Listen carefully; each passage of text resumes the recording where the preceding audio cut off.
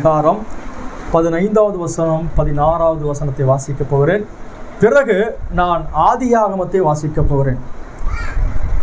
ரோமருக்கு எழுதின நிருபம் 8வது அதிகாரம் 15, 16. அந்தபடியே திரும்பவும் பயப்படுகிறதற்கு நீங்கள் அடிமைத்தனத்தின் ஆவியை பெறாமல் அப்பா பிதாவே என்று கூப்பிடுகிற புத்திர சுவிகாரத்தின் ஆவியை பெற்றிருக்கிறீர்கள். நாம் தேவனுடைய பிள்ளைகளாய் இருக்கிறோம் என்று ஆவியானவர் தாமே நம்முடைய ஆவியுடன் கூட சாட்சி கொடுக்கிறார் என்பது. ஆதியாகமம் 48வது அதிகாரம் 14, 15 வசனத்தை நான் வாசிக்க போகிறேன். ஆதியாகமம் 48, 14, 15வது வசனம். அப்பொழுது இஸ்ரவேல் மனமறிய தனது வலது கையை நீட்டி இளையவனாகிய எப்ராயிமுடைய தலையின் மேலும் மனாசே மூத்தவனாயிருந்தும் தன் இடது கையை மனாசேனுடைய தலையின் மேலும் வைத்தான். அவன் யோசேப்பை ஆசீர்வதித்து, என் பிதாக்களாகிய ஆபிரகாமும் ஈசாக்கும் வழிபட்டு வணங்கின தேவனும், நான் பிறந்த நாள் முதல் இந்நாள் வரைக்கும் என்னை ஆதரித்து வந்த தேவனும். ஜெபிக்கலாம். எங்கள் மகத்துவமான தேவனாகிய கர்த்தாவே, கிருபை நிறைந்தவரே, சர்வத்திற்கும் மேலானவரே, துதிக்கு கனத்துக்கு மகிமைக்கு புகழ்ச்சிக்கெல்லாம் பாத்திரரே, வானமும் வானாதி வானங்களும் கொள்ளாதவரே, அண்ட சராசரங்களையும் சிருஷ்டித்த சிருஷ்டிகர்த்தாவே, இருக்கிறவரே உம்மை துதிக்கிறோம் ஐயா. தேவரீர் நீர் எங்களுக்கு நல்லவர் நல்லவர் நல்லவர் நல்லவர் நல்லவர் நல்லவர் ஐயா. உம்முடைய உன்னத நாமத்துக்கு நாங்கள் நன்றி செலுத்துகிறோம் ஐயா. இரட்சகா உம்மை ஆராதிக்க, உம்மை தொழுது கொள்ள, உம்முடைய நாமத்தை உயர்த்த நீங்க பாராட்டி கொண்டு வந்த எல்லா தயவுக்கு நன்றி செலுத்துகிறோம் ஆண்டவரே. நீர் இன்றைக்கும் மாறாதவர் கர்த்தாவே. நீர் எங்களுக்கு போதுமானவராய் இருப்பதற்காய் ஸ்தோத்திரம். வாசித்த உம்முடைய வேத வசனங்களோடு கூட உம்முடைய ஆசீர்வாதங்களை கூட்டித்தாங்க ஐயா. தேவரே, இந்த சபை முழுவதுமாக உம்முடைய திவ்ய பிரசன்னமும் உம்முடைய ஆவியானவர் எங்களை நடத்தும்படியாக வேண்டுகிறோம். வாசித்த வசனத்தோடு உம்முடைய ஆசீர்வாதத்தை கூட்டித்தாங்க. காணிக்கை கொடுத்த ஒவ்வொரு கரங்களையும் குடும்பங்களையும் கூட நீர் ஆசீர்வதிங்க ஐயா. உம்முடைய பிள்ளைகளை புறப்பட்டு போகும்போது தேவனை சந்தித்த அனுபவத்தோடு போக அனுகிரகம் செய்யுங்க. நீர் இன்றைக்கும் கர்த்தாவே உம்மை விரும்பியாய் தேட விடுவது இல்லவே இல்லை ஆண்டவரே. உம்மை தேடும் பொழுதெல்லாம் கர்த்தாவே நாங்கள் உம்மை கண்டுகொள்கிற மக்களாக இருக்கிறோம். அந்த நிச்சயத்தோடு உடைய சமூகத்தில் வந்திருக்கிறோம். கர்த்தர் எங்களுக்கு வெளிப்படுவாராக, எங்களோடு பேசுவாராக. இயேசு கிறிஸ்துவின் ஒப்பற்ற மகத்துவமான நாமத்தில் வேண்டிக் கொள்கிறோம் பிதாவே. ஆமென். ஆமென். உட்காரலாம்.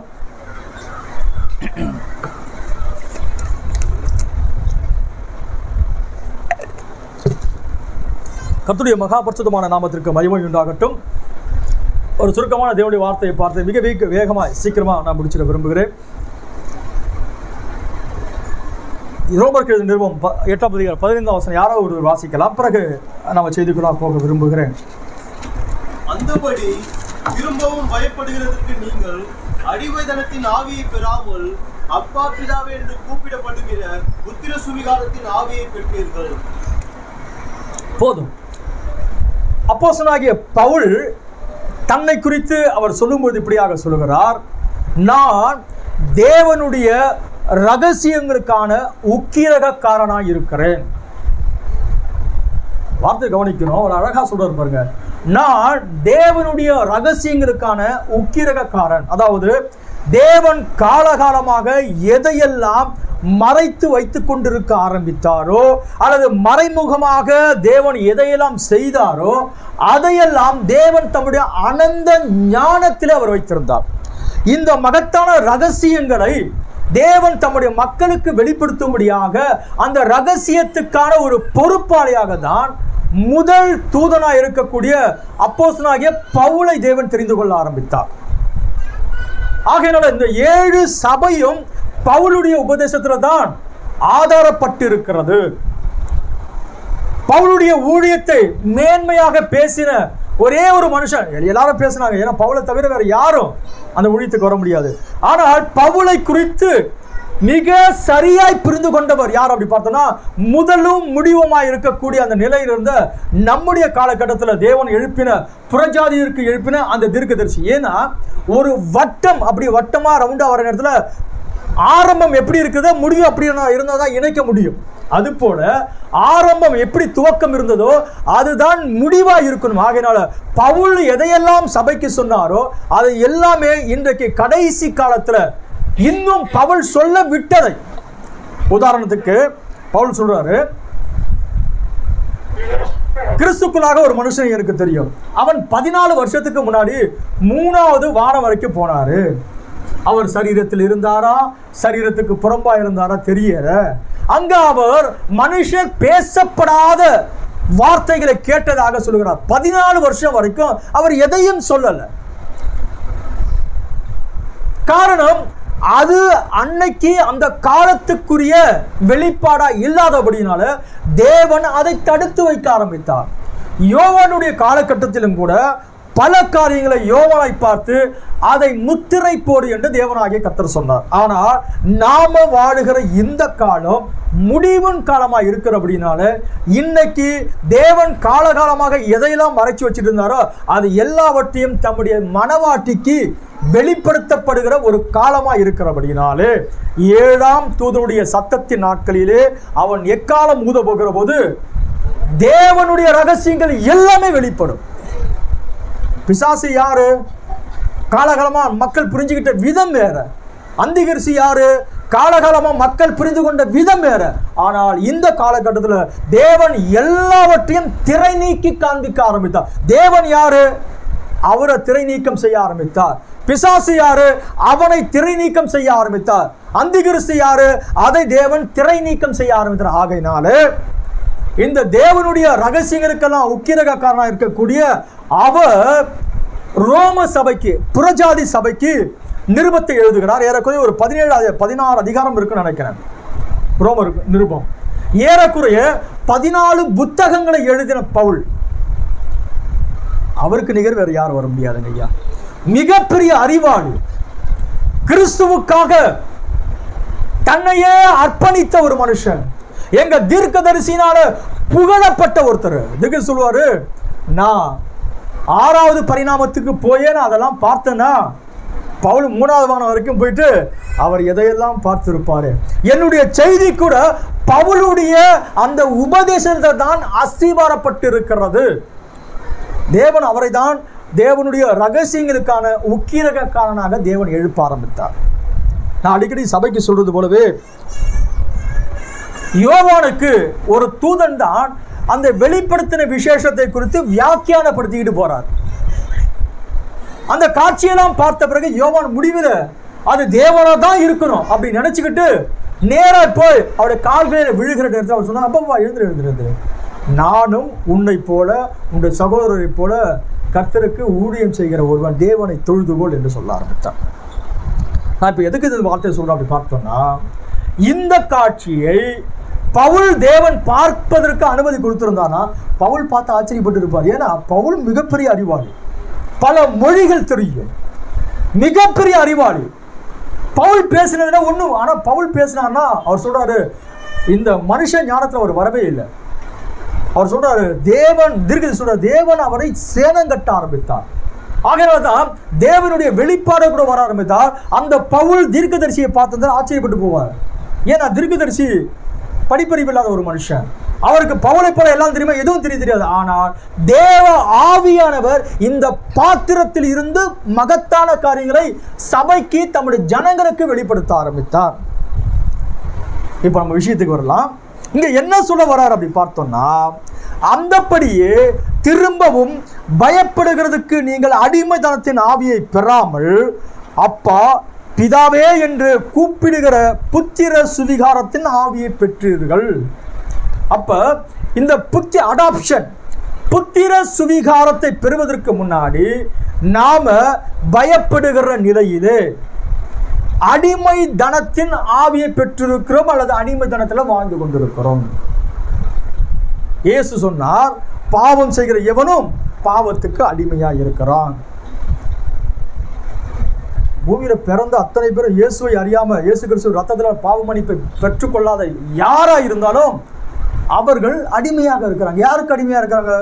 இந்த முழு உலகத்தையும் 2 வல்லமைகள், 2 சக்திகள் ஆளுகை செய்து கொண்டிருக்கிறது. நமக்கு தெரியும், இந்த முழு உலகத்தையும் 2 வல்லமைகள் ஆளுகை செய்து கொண்டு, ஒன்று சர்வ வல்லமை படைத்த சிருஷ்டிகர்த்தராகிய தேவனுடைய ஆவியானவர் உலகை ஆளுகை செய்து கொண்டிருக்கிறார். இன்னொரு பக்கத்தில் தேவனால சபிக்கப்பட்டு உதைத்து தள்ளப்பட்ட பிசாசின் ஆவியும் பூமியை ஆளுகை செய்து கொண்டிருக்கிறது. அப்படியானால் ஒரு மனுஷன் தேவனை அறியாமல் அவர் கொடுக்கிற இலவசமான ரட்சிப்பை பெறாத பட்சத்தில் அவன் சொன்னாலும் சொல்லாமல் போனாலும் அவன் கண்டிப்பா பிசாசுக்கு அடிமையா இருக்கிறான். இப்ப இததான் சொல்றாரு, இப்ப நீங்க அப்படி கிடையாது. இப்ப நீங்க அடிமைத்தனத்தின் ஆவி பெறல, நீங்க இப்போது அப்பா அப்பா பிதாவே என்று கூப்பிடத்தக்கதான புத்திர சுவிகாரத்தின் ஆவியை பெற்றீர்கள். அடாப்ஷன். தீர்க்கதரிசியானவர் 1960 வருஷம் நினைக்கிறேன் அடாப்ஷன் ஒரு செய்தி பிரசங்கிக்கிறார். ஏறக்குறைய ஒரு 4 பாட்டு, ஒரு பெரிய புத்தகம். அந்த புத்தகத்தில் பார்த்தீங்கன்னா அவர் எதை சொல்ல வரார், ஒரு செய்தி இருக்கும். அந்த செய்தியில் தீர்க்கதரிசி செய்தியை மட்டும் இப்போ பார்த்தீங்கன்னா ஒரு கருப்பொருளை அங்கே சொன்னாருங்க. அந்த கருப்பொருளை பற்றி பேசிக்கிட்டு வர்றதுனா பேசவே மாட்டார். தீர்க்கதரிசியோட செய்தியில் பார்த்தீங்கன்னா ஒரு பள்ளம் தோன்றன்னு வச்சுங்க, ஒரு புதையில எடுத்தோம்னா அந்த புதையில வெறும் கோல்டா இல்லை, அங்கே ஏராளமான வித்தியாசமான பல காரியங்கள் நிரம்பி இருக்கும். அதோட இடத்த இங்கே ஒன்று கிடைக்கும், அதோட இடத்த இங்கே, அதுதான் தீர்க்கதரிசி செய்தி. ஆகையினால் தீர்க்கதரிசி இந்த அடாப்ஷனை குறித்து அவர் என்ன சொல்ல வரா, ஒரு கன்க்ளூஷன் வந்துட்டோம்னு வச்சா, ஒரு முடிவுக்கு நம்ம வந்துட்டோம்னா அந்த அடாப்ஷன் செய்து அவர் என்ன சொல்ல வரார் அப்படி பார்த்தோம்னா, நம்முடைய மூல நிலைமையில நம்மை கொண்டு போய் வைப்பதுதான் அடாப்ஷன். அதுதான் சொல்றார். அதுதான் அந்த 4 பகுதியிலும் அவர் தொடர்ந்து பேசுவார். இதன் ஊடாக அநேக காரியங்களை சபைக்கு அவர் சொல்லிக் கொண்டு வருகிறார். இன்னைக்கு நான் சபைக்கு நான் படித்த புத்தகத்தை அப்படியே ஒப்பிக்க வரவில்லை, படித்த புக்கை அப்படியே சபைக்கு சொல்ல வரல. ஒரு நல்ல போதகன் எப்படி இருக்கும் அப்படி பார்த்தோம்னா, தீர்க்கதரிசி சொன்ன அநேக காரியங்களை அவன் என்ன செய்யணும்னா வாசித்து அதிலிருந்து ஒரு பொருளை கொண்டு வந்து சபைக்கு சொல்லணும். அதுதான் நல்ல போதகனுக்கான ஒரு அழகாக இருக்கும். நான் அப்படிப்பட்ட பெரிய போதகன் கிடையாது, ஆனால் ஓரளவுக்கு அப்படி பிரசங்கிப்பேன் நான் நினைக்கிறேன். அதுதான் வரும் அடாப்ஷன். அடாப்ஷன் என்னதுங்க சரியான தப்பு தமிழில் தத்து எடுக்குது. அதுதான் அழகான வார்த்தை, தத்து எடுத்துக்கொள்வது. இப்போ நமக்கு ஒரு பிள்ளை இல்லை, அல்லது நமக்கு பிள்ளை இருக்குது, இன்னொரு பிள்ளையை கூட நம்ம என்ன செய்கிறோம், அதை தத்தெடுத்து கொள்ளுகிறோம். தத்தெடுத்துக்கிறதுனா நம்ம இஷ்டத்துக்கு என்ன செய்ய முடியாது. ஒருவேளை ஒரு காலகட்டத்தில் அப்படிலாம் நடந்துச்சு, ஆனால் முறைப்படி எல்லாத்துக்கும் சில ஒழுங்கு இருக்குது. இன்னைக்கு நாம் ஒரு பிள்ளையை அடாப்ட் பண்ணணும்னா அரசாங்கம் பல விதிமுறைகளை வைத்திருக்கிறது. அந்த விதிமுறைக்கெல்லாம் நம்ம உட்படணும். உட்பட்ட பிறகு நாம் அந்த பிள்ளையை அடாப்ட் பண்ணிட்ட பிறகு கூட அரசாங்கம் அதை கவனிச்சுக்கிட்டே இருக்கும். நாம் அந்த பிள்ளையை எப்படி வளர்க்கிறோம், அப்படிப்பட்ட பல காரியங்களை அரசாங்கம் கவனிச்சுக்கிட்டு இருக்கோம். பிறகு நம்ம அந்த பிள்ளையை சரியான முறையில் நம்ம வளர்த்துட்டு இருக்கிறோம்னா அதுக்கப்புறம் அவங்க விட்டுருவாங்க. நம்ம அந்த பிள்ளையோடு சேர்ந்து நம்ம அடாப்ட் பண்ணிட்ட பிறகு என்ன நடக்கும் பார்த்தீங்கன்னா, நம்முடைய சொத்து எல்லாமே என்ன ஆகும் பிள்ளைக்கு. அது ஏன்னா அடாப்ட் பண்ணியாச்சு. ஒரு சரீர பிரகாரமாக ஒரு வாரிசுக்கு என்ன உரிமை இருக்கிறதோ அடாப்ட் பண்ண பிள்ளைக்கு கூட அத்தனை உரிமையும் இருக்குது. அதுக்கு தான் அரசாங்கத்தின் மூலமாக சட்டப்பூர்வமாக அடாப்ட் பண்ணுவாங்க. கர்த்தருடைய நாமத்திற்கு மகிமை உண்டாகட்டும். அப்படின்னா தேவன் நம்மை அடாப்ட் பண்ணியிருக்கிறார். வசனம் தான் சொல்லுது, தேவன் நம்மை அடாப்ட் பண்ணியிருக்கிறாரு. தேவன் நம்மை புத்திர சுவிகாரத்தை நமக்கு கொடுத்திருக்கிறார். இது எப்படி நடந்துச்சு, எங்க நடந்துச்சு, இதை குறித்து ஒரு சின்ன விஷயத்தை பார்த்துட்டு பிறகு நம்ம ஆதியாகமத்தில் வாசிக்கும் பாருங்க, அதுல போய் நம்ம முடிவை பார்க்க போகிறோம். எது பண்ணாலும் பார்த்தீங்கன்னா ஆதியாகமத்தை தொடாமல் எந்த செய்தியும் பரிபூர்ணப்படாது. தீர்க்கதரிசி நீங்கள் எடுத்து பாருங்க, அவர் செய்தியில் எது பேசினாலும் ஆதியாகமத்தை நோவாவையும் தொடாமல் எந்த செய்தி பாருங்க. எது இருந்தாலும் நோவாவை குறித்து ஒரு வார்த்தை பேசாமல் ஒரு செய்தி இருக்காது. காரணம் துவக்கத்தில் தான் முடிவினுடைய மகத்துவத்தை புரிந்து கொள்ள முடியும். கர்த்தருடைய நாமத்திற்கு மகிமை உண்டாகட்டும். இப்போ ஆதியாகமத்துக்கு போகலாம். தேவனாகிய கர்த்தர் இந்த பூமியை உண்டாக்குகிறார். வாசிக்கலாம் நினைக்கிறேன். ஆதியாகமம் 1 அதிகாரம் 1 வசனம். ஆதியிலே தேவன் வானத்தை பூமியும் சிருஷ்டித்தார். பூமியானது ஒழுங்கின்மையும் வெறுமையாய் இருந்தது, ஆழத்தின் மேல் இருள் இருந்தது. போதும் நினைக்கிறேன். ஆங்கிலத்தில் கொஞ்சம் பைபிள் வாசிக்க சொல்ல போறேன், கொஞ்சம் சத்தமா வாசிக்கலாம். ஜெனிசிஸ் சாப்டர் 1 வேர்டு, முதல் வார்த்தை, in the beginning.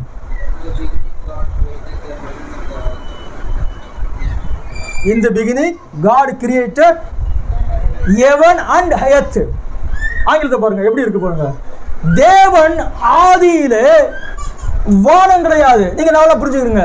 ஆதியில வானம் கிடையாது. தமிழ்ல அப்படியாக மொழியாக்கம் பண்ணியிருக்கிறாங்க. இந்த பிகினிங், ஆதியில தேவன் என்ன செய்தார்?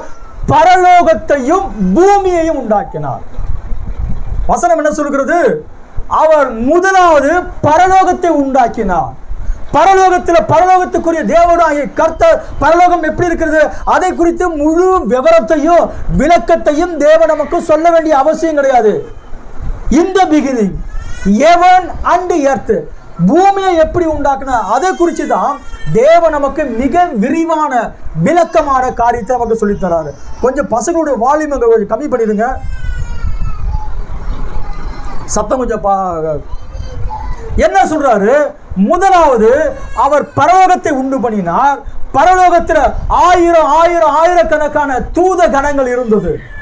தேவன் மகத்துவமானவராய் இருந்தார். அவரை கேருபினும் சேராபினும் சூழ்ந்து அவரை துதித்து பாடிக்கொண்டே இருப்பாங்க. நாம துதிக்கிறோமோ இல்லையோ, நாம தேவனை உயர்த்துகிறோமோ இல்லையோ, அவர் துதிகளிலே வாசம் பண்ணுகிறவர், அவர் துதிகளிலே பயப்படத்தக்கவர் என்று வேதம் சொல்கிறது. என்ன நடக்கிறது? அவரை கேருபினும் சேராபினும் சூழ்ந்துகிட்டே இருக்கும். சேனைகளின் கர்த்தர் பரிசுத்தர், சேனைகளின் கர்த்தர் பரிசுத்தர் ஓயாமல் துதித்து கொண்டிருப்பாங்க. துதிக்கிறவங்க எப்படி இருப்பாங்க? 2 சிறகினால் தங்களுடைய கால்களை மூடிக்கொண்டு, 2 சிறகினால் தங்களுடைய முகத்தை மூடிக்கொண்டு, 2 சிறகினால பறந்து கொண்டு, காடேஷ் அவர் பரிசுத்தர், காடேஷ் அவர் பரிசுத்தர் என்ற வார்த்தையை திரும்ப திரும்ப திரும்ப உச்சரிச்சுக்கிட்டே இருப்பாங்க. அது மட்டும் கிடையாது, அங்க தேவனை புகழுகிறதான புகழ்ச்சிகள் பரலோகத்தில் உண்டாயிருக்கும்.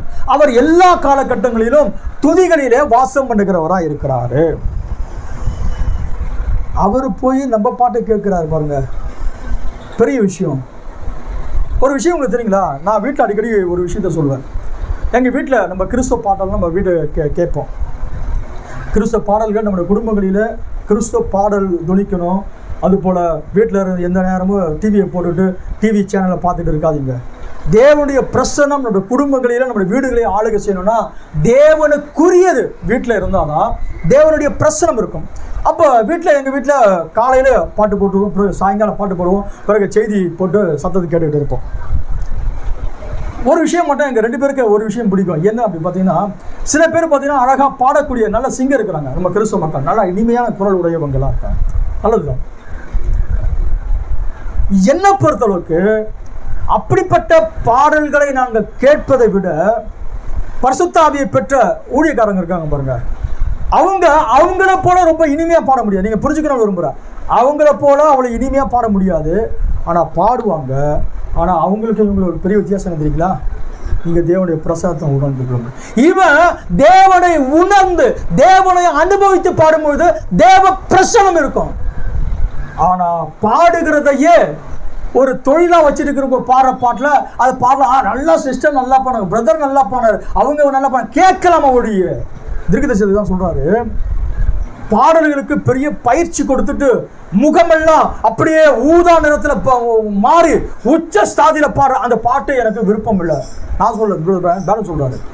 அப்ப என்ன பாட்டு அப்படி பார்த்தோன்னா ஒண்ணுமே இருக்காது. ரொம்ப நம்ம பாட்டை யாரா கேட்பாங்க, நான் பாடுற பாட்டு கேட்பாங்க, நீங்க பாடுனா பரவாயில்ல, நான் பாடுற பாட்டு யாரா கேட்பாங்களா?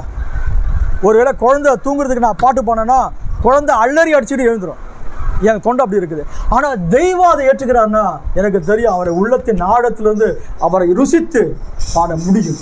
நான் என்ன சொல்லுவார் அப்படி பார்த்தோம்னா, கேருபின் சேராபின் மத்தியில் வாசம் பண்ணுகிற அந்த தேவனாகிய கர்த்தர் நாம பாடுற அந்த பாட்டுக்கு இறங்கி வந்துடுறாரு. அவர் எவ்வளவு பெரியவர்! நம்ம ரொம்ப அழகா பாடுறோமா? இல்லை இல்லை இல்லை இல்லை, அவரை உணர்ந்து பாடுவோம். அவருடைய மகத்துவங்களை நம்முடைய சிந்தனை நினைச்சு, ஓ உம்மை அண்டி நான் யாரை பாட முடியும் ஆண்டவரே, நீர் எத்தனை பெரியவர், அதை உணர்ந்து பாடுகிற இடத்துல தேவனுடைய பிரசனம் நம்முடைய மத்தியில் வாசம் பண்ணுகிறதா இருக்கிறது. அப்ப பரலோகத்தில் அவர் வாசம் பண்ணுகிறார். பரலோகத்தில் இருக்கக்கூடிய தேவனாகிய கர்த்தர் என்ன செய்ய ஆரம்பிச்சார் அப்படி பார்த்தோம்னா, பரலோகத்தில் தேவன் என்கிற அந்த ஸ்தானம் மிக உன்னதமான ஒரு ஸ்தானம். இப்ப பரலோகத்தில் தேவன் என்ன செய்கிறார்? அந்த தேவன் தன்னை இப்ப குமாரன் அல்லது கிறிஸ்து என்ற நிலையில தன்னை மாற்றிக்கொள்ளுகிற தேவனாக இருக்கிறாரு. இதான் டாக்டர் ஸ்கோஃபீல்ட் எழுதும்பொழுது இந்த பிகினிங் காட் கிரியேட்டட். காட் கர்த்தர் அல்லது தேவன் என்ற வார்த்தையை அவர் இப்படியாக சொல்லுகிறார், எலோகிம். ஆதியிலே ஏலோகிம் வானத்தையும் அல்லது ஆதியிலே ஏலோகிம் பரலோகத்தையும் பூமியையும் சிருஷ்டித்தாரு. ஏலோகிம் என்ற வார்த்தைக்கு என்ன அப்படி பொருள் பார்த்தீங்கன்னா அது ஒரு பன்மைக்குரிய சொல்லு, பன்மைக்குரிய வார்த்தையாக இருக்கிறது. கர்த்தருடைய நாமத்திற்கு மகிமை உண்டாகட்டும். அப்போ அந்த பன்மைக்குரிய வார்த்தையை வச்சுதான் எனக்கு நிறைய பேர் என்ன சொல்றாங்க அப்படி பார்த்தோன்னா, அவர் ஒன்று கிடையாது, அவர் ட்ரினிட்டி, அவர் 3 பேரா இருக்கிறாரு, அவர் திருத்துவ தேவன்.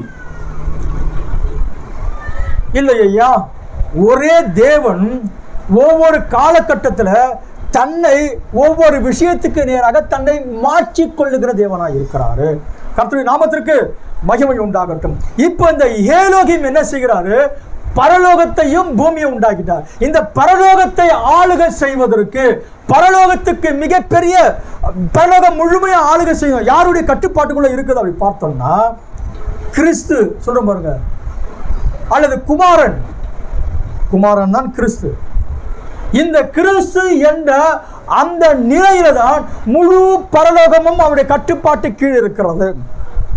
இப்ப தேவன் பூமியை சிருஷ்டிக்கிறாரு. பூமியை சிருஷ்டித்த பிறகு இந்த பூமியில ஆடாம் என்ற ஒரு மனுஷனை பூமிக்கு உண்டாக்குகிறாரு. இவன் பூமிக்குரிய மகனாக இருக்கிறான். ஆதாம் தேவனுடைய குமாரன். நம்ம தமிழ்ல பார்த்தீங்கன்னா லூக்கா சுவிசேஷம் 3ஆம் அதிகாரம் கடைசி வசனத்துல ஆதாம் தேவனால உண்டாக்கப்பட்டவன் தமிழ்ல இருக்குது. இன்னொரு தமிழ் மொழிபெயர்ப்பு இருக்குது, இன்னொரு தமிழ் மொழிபெயர்ப்பு. அது ஆதாம் தேவனுடைய குமாரன். நிவாசிமா பில்லி குழந்தை வச்சிருக்கோம். Luke chapter 3 last word. பில்லி இங்கே வந்துட்டாங்களா பாருங்க. நாங்கள் பில்லி இடம் மாத்திட்டு கூட எனக்கு கண்ணு தெரியல பாருங்க. லூக்கா சுவிசேஷம் 3ஆவது அதிகாரம் last word.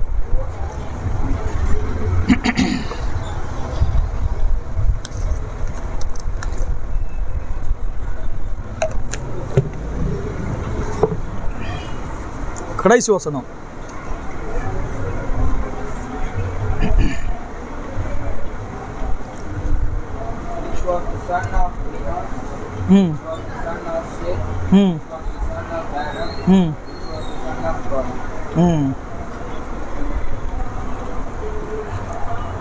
Which was the son of the Enos, which was the son of Seth, which was the son of the Adam, which was son of the God. ஆதாம் தேவனுடைய குமாரன். அப்போ பரலோகத்திலே தேவனுடைய குமாரன் என்ற நிலையில கிறிஸ்து இருக்கிறாரு. இந்த பூமியிலே தேவன் தம்முடைய குமாரனாகிய ஆதாமை வைத்து இந்த பூமி முழுவதையும் ஆளுகை செய்யக்கூடிய அதிகாரத்தை அவன் இடத்துல கொடுத்தார். நம்ம தீர்க்கதரிசி சொல்கிறார், ஆதாம் பூமிக்குரிய தேவனாயிருந்தான், சகலமும் அவன் ஆளுகை செய்யக்கூடிய நிலையிலே இருந்தது.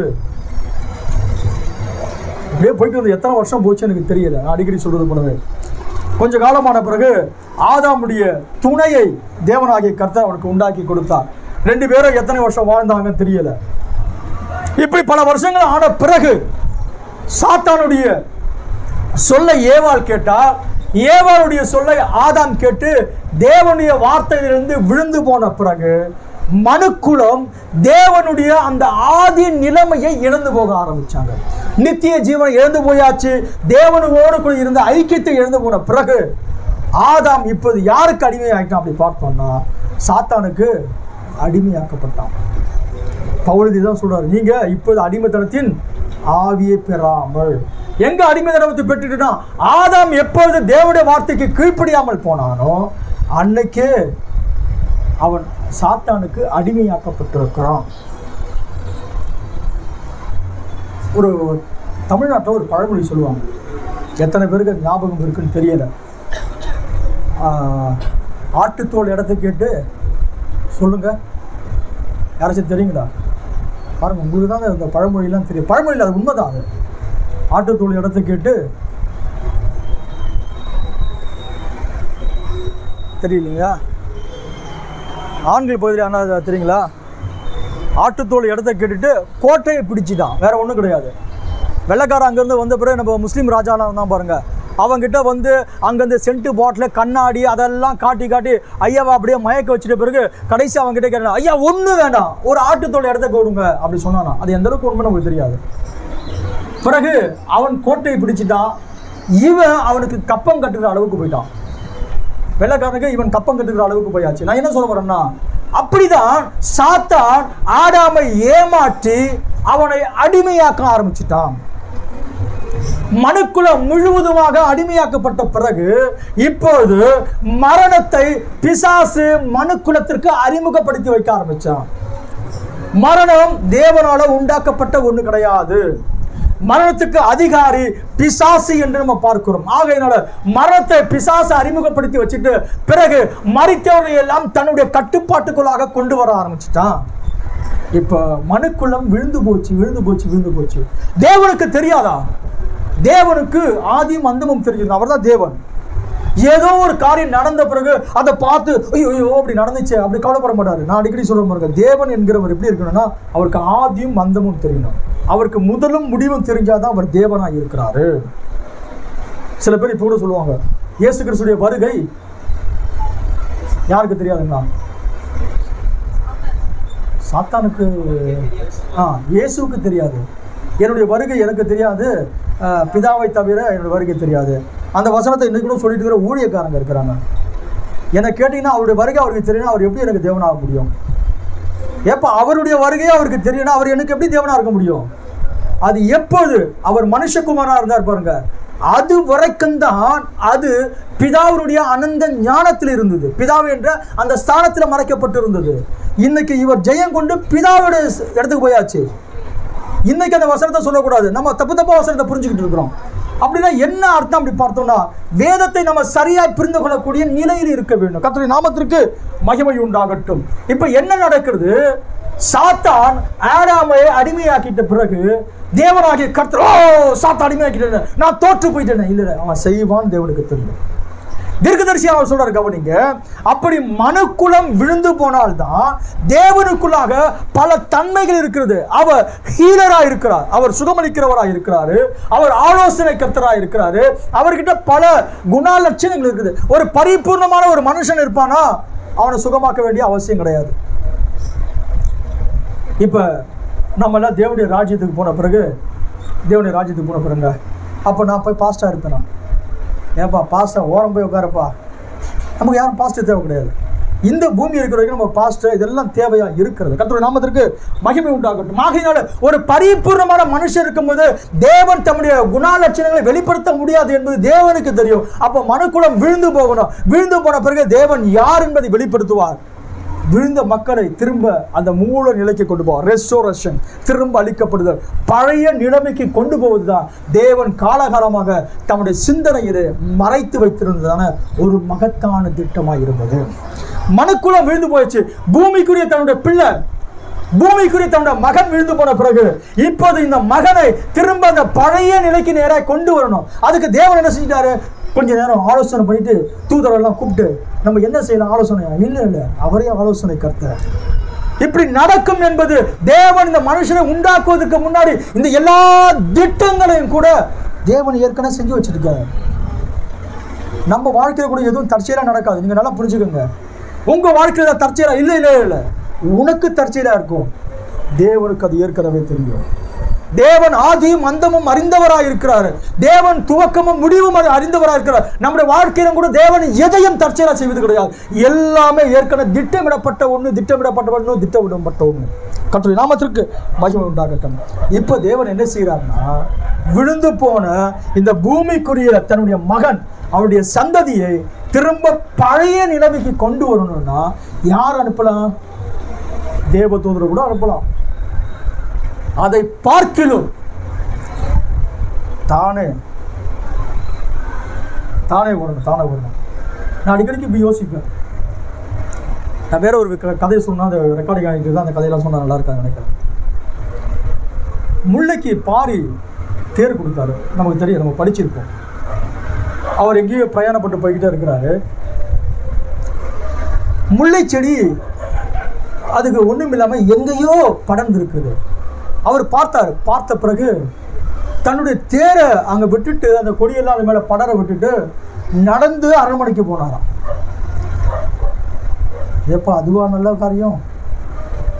நேராக இவர் அரண்மனைக்கு போயிட்டு ஆட்களை அனுப்பி அங்கே ஒரு நல்ல பந்தல் போட்டு அதுக்கு தொடர்ந்து தண்ணி ஊற்றுங்க அப்படி சொன்னால் செய்ய போகிறாங்க. முடியாதுங்களா? ஆனால் அப்படி செஞ்சிருந்த அவருடைய பெயர் இன்னும் சொல்லப்படாமல் இருந்திருக்கும். உங்க பிள்ளை ஆபத்தில் மாட்டிக்கிச்சிங்க ஐயா. மாட்டிக்கிட்ட பிறகு வேற யாராவது காப்பாத்துங்க. நீங்க மொபைல் போனை பார்த்துட்டு இருப்பீங்களா? இல்ல என்ன நடக்குது தெரியாது. பிறகு நாங்கள் சகோதரி கிட்ட சில கேள்வி கேட்க போறோம். பிறகு முடியல ஒரு போறோம்.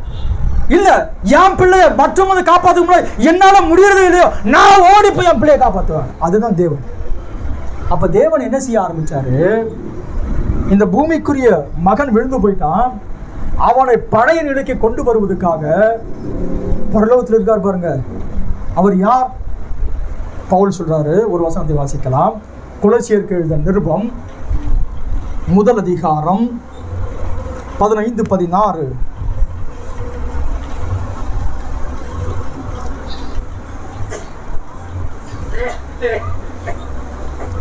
அவர் அதரிசமான தேவனுடைய தற்சுரூபமும் சர்வ சிருஷ்டிக்கும் முந்தின பேருமானவர்.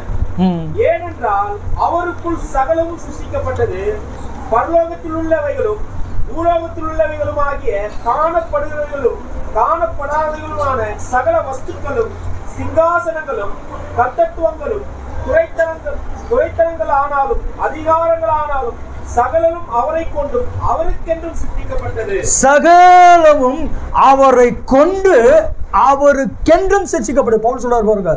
அதான் நான் ஏற்கனவே சொன்னேன். அவன் தேவனுடைய ரகசியத்துக்கான உக்கிரகாரன். தேவன் ஆதியில என்ன செய்தாரோ அதையெல்லாம் பவுல் இன்னைக்கு மக்களுக்கு சொல்லுகிறார். சகலமும் அவரை கொண்டு அவர் மூலமாய் சிருஷ்டிக்கப்பட்டது. இன்னொரு மொழிபெயர்ப்பு நான் வாசிக்கிற கவனிங்க. அவர் கற்புலனாகாத கடவுளது சாயல், படைப்பனதிலும் அனைத்திலும் தலைப்பேறு. ஏனெனில் விண்ணுள்ளவைகளும் மண்ணில் உள்ளவைகளும் கற்புலனாகாத அரியணையிலும் அமர்வோர், தலைமை தாங்குவோர், ஆட்சியர், அதிகாரம் கொண்டோர் ஆகிய அனைவரும் அவரால் படைக்கப்பட்டது. அனைத்தும் அவர் வழியாகவே அவருக்காகவே படைக்கப்பட்டது. என்ன சொல்றாரு? கண்ணை பார்க்க முடிஞ்சது, கண்ணை பார்க்க முடியாத அத்தனை அதிகாரம் எல்லாமே அவர் மூலமாக தான் சிருஷ்டிக்கப்பட்டது, அவரை கொண்டு சிருஷ்டிக்கப்பட்டது. இதுதான் பவுல் எபிரேயருக்கு எழுதுகிறார். இங்க கொலோசிய பட்டணம் பிரஜாதி பட்டணத்துக்கு எழுதுகிறார். எபிரேயருக்கு எழுதுகிறார். அவரை கொண்டுதான் சகலமும் சிருஷ்டிக்கப்பட்டது. பரலோகத்தில் உள்ளவைகள், காணப்படுகிறவை, காணப்படாதவை, பூமியில் உள்ளவை அத்தனையும் யாரை கொண்டு, யாருக்காக சிருஷ்டிக்கப்பட்டது? இயேசுவை கொண்டுதான், அல்லது கிறிஸ்துவை கொண்டுதான் தேவன் சகலத்தையும் சிருஷ்டித்தார். அவருக்காக சிருஷ்டித்தார், அவர் ஆளுகை செய்வதற்காக. இப்ப நீங்க புரிஞ்சுக்கணும், இயேசு எப்படிப்பட்டவர் ஐயா? பரலோகத்தை ஆளுகை செய்யக்கூடிய ஒருவர். அவரை சூழ்ந்து கேருபீனும் சேராபீனும் இருக்கும். அவரை சூழ்ந்து எந்த நேரமும் ஓயாமல் துதி செலுத்திக்கிட்டு இருப்பாங்க. அவர் பரலோகத்தின் அதிபதியாக இருந்தார். இப்ப பூமிக்குரிய தன்னுடைய மகன் விழுந்து போன உடனே தேவன் என்ன முடிவு எடுக்கிறார் அப்படி பார்த்தோம்னா, பூமிக்குரிய என்னுடைய மகன் விழுந்து போனான், அவனுடைய சந்ததி விழுந்து போச்சு, அவனை திரும்ப அந்த பழைய நிலைக்கு கொண்டு வரணும். அதுக்கு என்ன செஞ்சார்னா, தம்முடைய ஒரே பேரான குமாரன். யோவான் எழுதின சுவிசேஷம் 3ஆம் அதிகாரம் 16வது வசனம் நம்ம எல்லாருக்கும் மனப்படமா தெரியும். தேவன் தம்முடைய ஒரே பேரான குமாரனை விசுவாசிக்கிற எவனோ அவன் கெட்டு போகாமல் நித்திய ஜீவனை அடைம்படிக்கு அவரை தந்துருளி இவ்வளவாய் உலகத்திலே அன்பு கூர்ந்தார். தேவன் தம்முடைய ஒரே பேரான குமாரனை விசுவாசிக்கிற எவனோ அவன் கெட்டு போகாமல் நித்திய ஜீவனை அடையும்படிக்கு அவரை தந்துருளி உலகத்திலே இவ்வளவாய் அன்பு கூர்ந்தார். யாரை மீட்கிறதுக்கு? விழுந்து போன மனுக்குலத்தை மீட்பதற்கு பரலோகத்தின் ராஜா, பரலோகத்தின் அதிபதி, பரலோகத்தின் சிங்காசனத்தை வீற்றிருக்க கூடியவர் தேவனாகிய கர்த்தர் அவரை இந்த பூமிக்கு அனுப்ப ஆரம்பிச்சார். தேசு எப்படிப்பட்டவர் ஐயா? அவர் நம்ம கிட்ட கொஞ்சம் சகஜமா பழகிட்டாரு. அவர் நம்ம கூட நம்ம நிலைக்கு வந்துட்டுனா நம்ம இயேசுக்கு கொடுக்குற மரியாதை தரமானு தெரியல. ஆனா மனவாட்டிக்கு தெரியும், அவர் எல்லா சூழ்நிலும் அப்படி வேள்வி தெரியும். அவர் எல்லா காலத்திலும் உயர்ந்தவர் ஐயா, எல்லா காலத்திலும் ஒரு மகத்துவமானவர், எல்லா காலத்திலும் ஒரு புகழக்கூடியவர். என்னை மீட்பதற்காக அங்கிருந்து வந்தார். பவுல் எழுதுகிறார், பிலிப்பியர் நிருபத்துல, அவர் தேவனுடைய சாயலா இருந்தும் அடிமையின் ரூபம் எடுத்து மனுஷர் சாயலாய் மாறி போனாரு. பரலோகத்தின் அதிபதி அந்த கிறிஸ்து காலகாலமாக தன்னை வெளிப்படுத்துகிற நேரத்தில் எப்படி வெளிப்பட்டாரு? ஆபிரகாம் இடத்துல தன்னை வெளிப்படுத்தும் பொழுது மம்ர பூமிக்கு வர்றாரு. மம்ர சமபூமிக்கு வரும்போது அந்த ஊர் மனுஷனை போலவே தன்னுடைய சரீரத்தை எடுத்து விடுறார். தீர்க்கதரிசி சொல்றாரு, தேவன் 2 தூதர் மம்ர சமபூமிக்கு வந்த உடனே மண் எடுத்தாரா, ஃபூ என்று ஊதினார். முதல் ஒரு சரீரம் வந்தது, ஃபூ என்று ஊதுகிறா. இன்னொரு சரீரம் வருகிறது, ஃபூ என்று ஊதுகிறா. 3 சரீரம் வருது. 2 தூதரும் தேவனாகிய கர்த்தரும் அதுக்குள்ளாக வாசம் பண்ணாங்க. தேவன் தன்னை திரை மறைத்துக் கொள்ள ஆரம்பித்தார். மோசே இடத்துல பேசும்பொழுது சொல்லுகிறா, முற்செடி தான் தேவனா? இல்ல அக்னி ஸ்தம்பம் தான் தேவனா? அக்னி ஸ்தம்பம் தேவனா? இல்ல அக்னி ஸ்தம்பம் தேவன் கிடையாது. அக்னி ஸ்தம்பம் அவரை திரை மறைத்துக் கொண்டிருக்கிறது. முற்செடி அவரை திரை மறைத்துக் கொண்டிருக்கிறது. அவரை மனுக்குலம் கண்டு கொள்ள கூடாதபடிக்கு தேவன் தன்னை மறைத்துக் கொள்ளுகிறவராய் இருக்கிறார். இதுதான் ஏசாயா எழுதுகிறான், இஸ்ரவேலின் தேவனும் இரட்சகருமாக நீர் மெய்யாகவே உம்மை மறைத்துக் கொள்ளுகிற தேவனாய் இருக்கிறீர். அவர்தான் பரலோகத்தை விட்டு இறங்கினார் ஐயா. இயேசு எப்படிப்பட்டவர்? யாரு? பரலோகத்தின் ராஜா, பரலோகத்தின் அதிபதி, பரலோகத்தை ஆளுகை செய்யக்கூடியவர். அவரை கொண்டு உலகத்தை உண்டாக்கினவர். பார்க்க முடிஞ்சது, பார்க்க முடியாத அத்தனையும் அவர் மூலமாக உண்டாக்கப்பட்டது, அவருக்காக உண்டாக்கப்பட்டது. இப்ப தேவன் உலகத்தின் அன்பு கூர்ந்தார். உலகத்தை அன்பு கூர்ந்தானா உலக ஜனங்கள் கிடையாது. நித்திய ஜீவனுக்கு யார் நியமிக்கப்பட்டிருக்கிறாங்களோ, ஆட்டுக்குட்டியானோட ஜீவபுத்தத்தில் யார் யாருடைய பெயர் எழுதப்பட்டிருக்குதோ அவருக்காக தான் அவர் வந்தார்.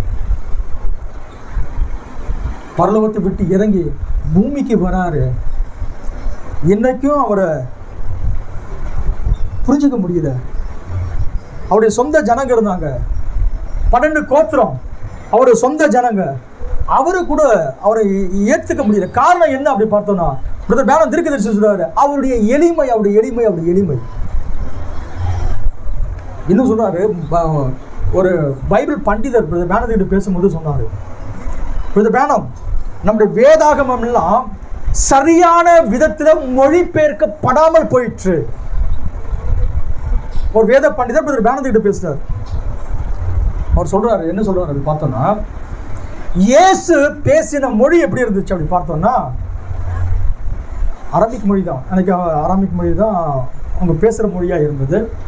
பல நேரங்களில் பார்த்தீங்கன்னா அன்னைக்கு பேச்சு வழக்கு மொழி அதுதான். பல நேரங்களில் அவர் பேசின மொழியெல்லாம் பார்த்தீங்கன்னா வெறும் அரபிக் மட்டும் பேசலை. நான் அதுக்குள்ளே போக விரும்பலை. ஏன்னா இயேசு சுற்றிலுமாக பல தேசத்திலிருந்து மக்கள் வந்தாங்க. பல ஒரு இடத்துல பார்த்தீங்கன்னா அதுக்கு அந்த அரபிக் வார்த்தையில் இருக்கும், 10 பட்டணங்களிலிருந்து ஜனங்க வந்தாங்க. 10 பட்டணங்களில் வந்தாங்கன்னா வெவ்வேறு மொழி பேசக்கூடியவங்க. வெறும் அரபிக்கு வந்து பேச முடியாது. சரி, நம்ம அதுக்குள்ளே போக விரும்பலை. இயேசு என்ன செய்ய ஆரம்பிச்சிட்டாரு? அந்த ஜனங்கள் மத்தியில் வந்த பிறகு மிக எளிமையான மொழியை பேசினாராம். ரோட்ல போவாங்க பாருங்க, சாதாரண மக்கள் புரிஞ்சுக்கிற அளவுக்கு ரொம்ப எளிமையான மொழி அவர் பேசினதுனால தான் அது சரியா மொழியாக்கம் பண்ண முடியல. இயேசு தன்னுடைய மொழி மிக எளிமையாக இருந்தது. சாதாரணமான மக்கள் பேசுகிற மொழி இருந்தது. அவருடைய உடை சாதாரணமான உடை. அவருடைய ஒவ்வொரு குணலட்சணங்களும் மிக எளிமையான முறையா இருந்ததுனால இவரை போய் மெசியாவாக அவங்க ஏற்றுக்கொள்ள முடியல. அவர் தேவனுடைய ரூபமா இருந்தும் அதை கொள்ளையாடின பொருளாக எண்ணவில்லை. இன்னொரு மொழிபெயர்ப்பு ரொம்ப அழகா இருக்குது. அதுக்கு இன்னொரு மொழிபெயர்ப்புன்னு சொல்லணும்னா, தேவனா இருக்கக்கூடிய அந்த நிலையை அவர் என்ன பிடிச்சு வச்சுக்க விரும்பலையா? நான் தேவனுடைய பிள்ளை அந்த அந்த காரியத்தை அவர் அப்படியே வலியுறுத்தி பிடிச்சு வச்சுக்க விரும்பல. அதை இழந்துட்டு அடிமையின் ரூபம் எடுத்துக்கிட்டார். எதுக்குங்க ஐயா? பூமியில இருக்க இவனை மாற்றுறது அடிமையின் ரூபம் எடுத்து மனுஷர் சாயலாக வந்தார். 33 வருஷம் அவரில் எவ்வளவேனும் பாவம் இல்லை. அவர் பாவம் இல்லாத பழுதற்றவராய் இருந்தார். பலிக்கான எல்லா காரியம் வந்தது. சிறுவையில் அவர் அறையப்பட போகிறார். அந்த காட்சிக்கு நேராக கொண்டு வரப்பட்ட ஆயிற்று. உலகத்திலேயே இவரை போல ஒரு கேவலமான மரணத்தை அனுபவிச்ச மனுஷன் யாரும் இருக்க மாட்டாங்க. ஏறக்குறைய பஸ்காவுக்கு முந்தின நாள் ஆயத்த நாளில் இருந்து பஸ்கா வரைக்கும் இயேசுவை இங்கிருந்து பிரதான ஆசாரியன் கெத்செமனிலிருந்து பிரதான ஆசாரியன் வீட்டுக்கு கொண்டு போறாங்க. பிரதான ஆசாரியன் வீட்டில இருந்து சொல்லுங்க பிலாத்துடைய அரண்மனையிலிருந்து ஏரோதுடைய அரண்மனையிலிருந்து திரும்ப பிலாத்து. தொடர்ச்சியாக அவர் அந்த ராத்திரி அடுத்த நாள் வரைக்கும் அங்கேயும் இங்கேயும் அலக்கழிக்கப்பட்டு கொண்டிருக்கிறார். பிறகு அவர் அடிக்கப்படுகிறார். அவருடைய சரீரங்கள் பிரிக்கப்படுகிறது. அவருடைய உருவம் மாறி போச்சுங்க ஐயா. அவருடைய உருவம் மாறி போச்சு. அடிச்சு அடிச்சு அடிச்சு நம்ம சில நேரம் சிறுவையெல்லாம் பார்த்தீங்கன்னா இதெல்லாம் பார்க்குது, ஆஹா ஒன்றும் இல்லை. உண்மையாகவே இயேசு அடிக்கப்பட்ட பிறகு அந்த காட்சியை பார்த்தோம்னா நம்மளால தாங்க முடியாது. வசனம் சொல்கிறது அவருடைய உடம்புலாம் எப்படி இருந்ததுன்னா உழுதவன் நிலத்தை போல் இருந்தது. உடம்பு முழுசும் காயம். பிறகு அவர் மரத்துக்குள்ள போனோம், பலம் கிடையாது, சரீரத்தில் பலம் கிடையாது. அது ரொம்ப மோசமான காட்சியா இருந்துச்சு. இப்ப அந்த மரணத்துல தான் மனுக்குலத்திற்கான மீட்பின் திட்டத்தை தேவன் மறைத்து வைத்திருந்தார். அதை ஏற்றுக்கொள்ளாமல் அவர் 33 வருஷம் செஞ்ச ஊழியம் கூட முழுமையடைய முடியாது. ஆனால் 33 வருஷம் அவர் ஊழியம் செய்ததை விட இந்த கல்வாரியில் இருக்கிறது பாருங்க கடைசி மணி நேரங்கள், அதுதான் மிக கொடூரமான மணி நேரமா இருந்துச்சு. இப்ப சபையில் கேட்கலாம்னு நினைக்கிறேன், யாரும் தப்பா நினைக்க மாட்டீங்கன்னு நினைக்கிறேன். சுகப்பிரசவம் நடந்த சகோதரிங்க நம்ம சபையில் இருக்கிறீங்க. இப்போ பெரும்பாலும் வந்து சுகப்பிரசவம்னா யாருக்கும் இல்லை, கொஞ்சம் வலி வந்துருச்சா உடனே ஆப்ரேஷன் பண்ணி பிள்ளை எடுத்துறாங்க. சுகப்பிரசவம் நடக்கிற நேரத்தில் நம்மளுக்கு ஒரு 2 பிள்ளை 3 பிள்ளை 4 பிள்ளை 5 பிள்ளை இப்போலாம் 5 பிள்ளைன்ற பேச்சே கிடையாது. ஏதோ ஒரு பிள்ளை ரொம்ப அதிகமான வேதனை, நான் மரணத்துக்கிட்ட போயிட்டு வந்துட்டேன், மரணத்துக்கிட்ட. அதை இன்னைக்கு நினைச்சா கூட அப்படியே இருக்கும். ஆனால் அதெல்லாம் நான் ஒரு பெரிய பொருட்டாக நினைக்கவே இல்லை. அப்படி யாராச்சும் இருக்கீங்களா சபையில்? அந்த அனுபவம் எல்லா சகோதரிக்கும் வந்துருக்கும். நார்மல் பிரசவம் யாருக்கும் அப்படிலாம் நடக்கலன்னு நினைக்கிறேன். நார்மல் பிரசவத்தில் அது மிகப்பெரிய வேதனை, ஏறக்குறைய மரணத்தை தொடக்கூடிய நிலை இருக்கும். எல்லாம் முடிஞ்ச பிறகு அந்த அம்மா நினைக்கும் இதோட செத்து போனால் கூட பரவாயில்ல, எதுக்கு அவ்வளோ பெரிய வேதனை. எல்லாம் முடிஞ்சு போன பிறகு அந்த குழந்தைய வெளில வந்த பிறகு குழந்தைய எடுத்துகிட்டு வந்து அந்த அம்மா கிட்ட காட்டுவாங்க. காட்டின பிறகு அந்த பார்த்த உடனே என்ன ஆகிட போகுது, பார்த்த உடனே ஓ திரும்ப 2 நாளாக அழுதுருப்பாங்களா? எப்போ மணிக்கணக்கில் கத்திட்டு இருந்திருப்பாங்க, மணிக்கணக்கில் அழுதுட்டு இருப்பாங்க. அந்த பிள்ளைய அம்மாவுடைய மூஞ்சில காட்டின உடனே சில நேரத்தில் அந்த பிள்ளையோட முகத்தை பார்த்தோன்னா அம்மாவுக்கு சில நேரம் மயக்கம் வந்துடும், சில பேர் மயங்கி போயிடுவாங்க.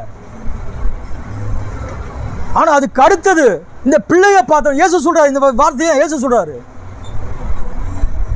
அதுக்கடுத்து என்ன நினைப்போம், அந்த பிள்ளையை பார்த்த பிறகு எடுப்பா அதெல்லாம் என் பிள்ளை வந்துடுச்சு.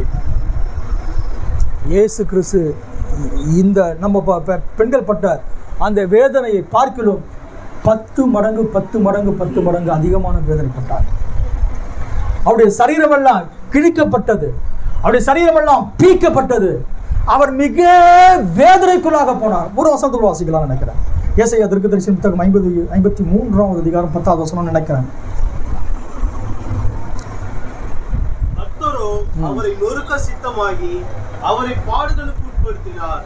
அவருடைய ஆத்மா தன்னை குற்ற நிவாரண பலியாக ஒப்புக் கொடுக்கும் போது அவர் தமது சந்ததியை கண்டு நீடித்த நாளா இருப்பார். போதும் போதும், இங்க பாருங்க, பரிசுத்த ஆவியானவர் எழுதுகிறாரு, தேவன் அவரை குற்ற நிவாரண பலியாக ஒப்பு கொடுக்கும் பொழுது அவரை பாடுக்கு உட்படுத்தினாரு. மிகப்பெரிய வேதனை. அந்த நேரத்தில் என்ன ஆச்சான்? வசனம் பாருங்க, அந்த வசனம் அழகா பரிசுத்த ஆவியானவர் அங்க எழுதுகிறார். அவர் தம்முடைய சந்ததியை கண்டு, எப்படி அம்மா பிரசவம் நடந்த நேரத்தில் அவ்வளோ வேதனை, அவ்வளோ கஷ்டம், எல்லாமே முடிஞ்ச பிறகு அந்த பிள்ளையை தூக்குறது அப்படியே முகத்தில் காட்டுவாங்க. காட்டின உடனே அந்த நிமிஷமே அந்த வலி வேதனை எல்லாத்தையும் மறந்துட்டு பெரிய சந்தோஷத்தில் இருப்பாங்க. இயேசு வேதனைப்படுகிறார், இயேசு துக்கப்படுகிறார். அவரால் தாங்கனா வேதனை. அவர் யார் ஐயா? மனுஷன் கிடையாது, அவர் பரலோகத்தின் ராஜா, தேவ தூதரெல்லாம் புகழக்கூடியவர். தேவ தூதர்கள் அவருக்கு பணிவிடை செய்யக்கூடியவர். அந்த தேவன் இந்த பூமிக்கு வந்து அந்த வேதனை தாங்க முடியல, பலன் இல்லை. இப்ப தேவன் என்ன செஞ்சார்னா அவருக்கு முன்னாடி அவருடைய சந்ததியெல்லாம் காட்டினார். உங்களுக்கு தெரியுங்களா, கல்வாரியில் இயேசு அடிக்கப்படுவதற்கு முன்னாடி அந்த கடைசி மணி நேரத்தில் தேவன் உங்களை பார்த்தார், என்ன பார்த்தாருங்க ஐயா? பிதா இந்த காட்சியெல்லாம் அவருக்கு முன்னாடி கொண்டு வர ஆரம்பிச்சார். அவர் அந்த பாத்திரத்தை ஏற்றுக்கொள்ளாமல் போவாரையானால் நான் இன்னும் அடிமைத்தனத்துக்கு ஆவியே உடையவனா இருப்பேன். அங்க பார்த்தாரு, இந்த வேதனையை பார்க்கலாம், இந்த கஷ்டத்தை பார்க்கலாம், இந்த துக்கத்தை பார்க்கலாம், என்னுடைய பிள்ளைகள் விசேஷித்தவர்களா இருக்கிறாங்க. ஆட்டுக்குட்டியானோட ஜீவ புத்தகத்தில் எழுதப்பட்ட அத்தனை பேரையும் பிதாவாகிய தேவன் அவருக்கு முன்பாக கொண்டு வர ஆரம்பிச்சார். ஏப்பா இதெல்லாம் உண்மையா? தீர்க்கதரிசி 6வது பரிணாமத்தில் போய் நிறைய பேர் பார்த்தவங்க எத்தனை பேருக்கு தெரியும்? அவருடைய காலகட்டத்தில் நிறைய பேர் 6வது பரிணாமத்தில் இருந்தாங்களா?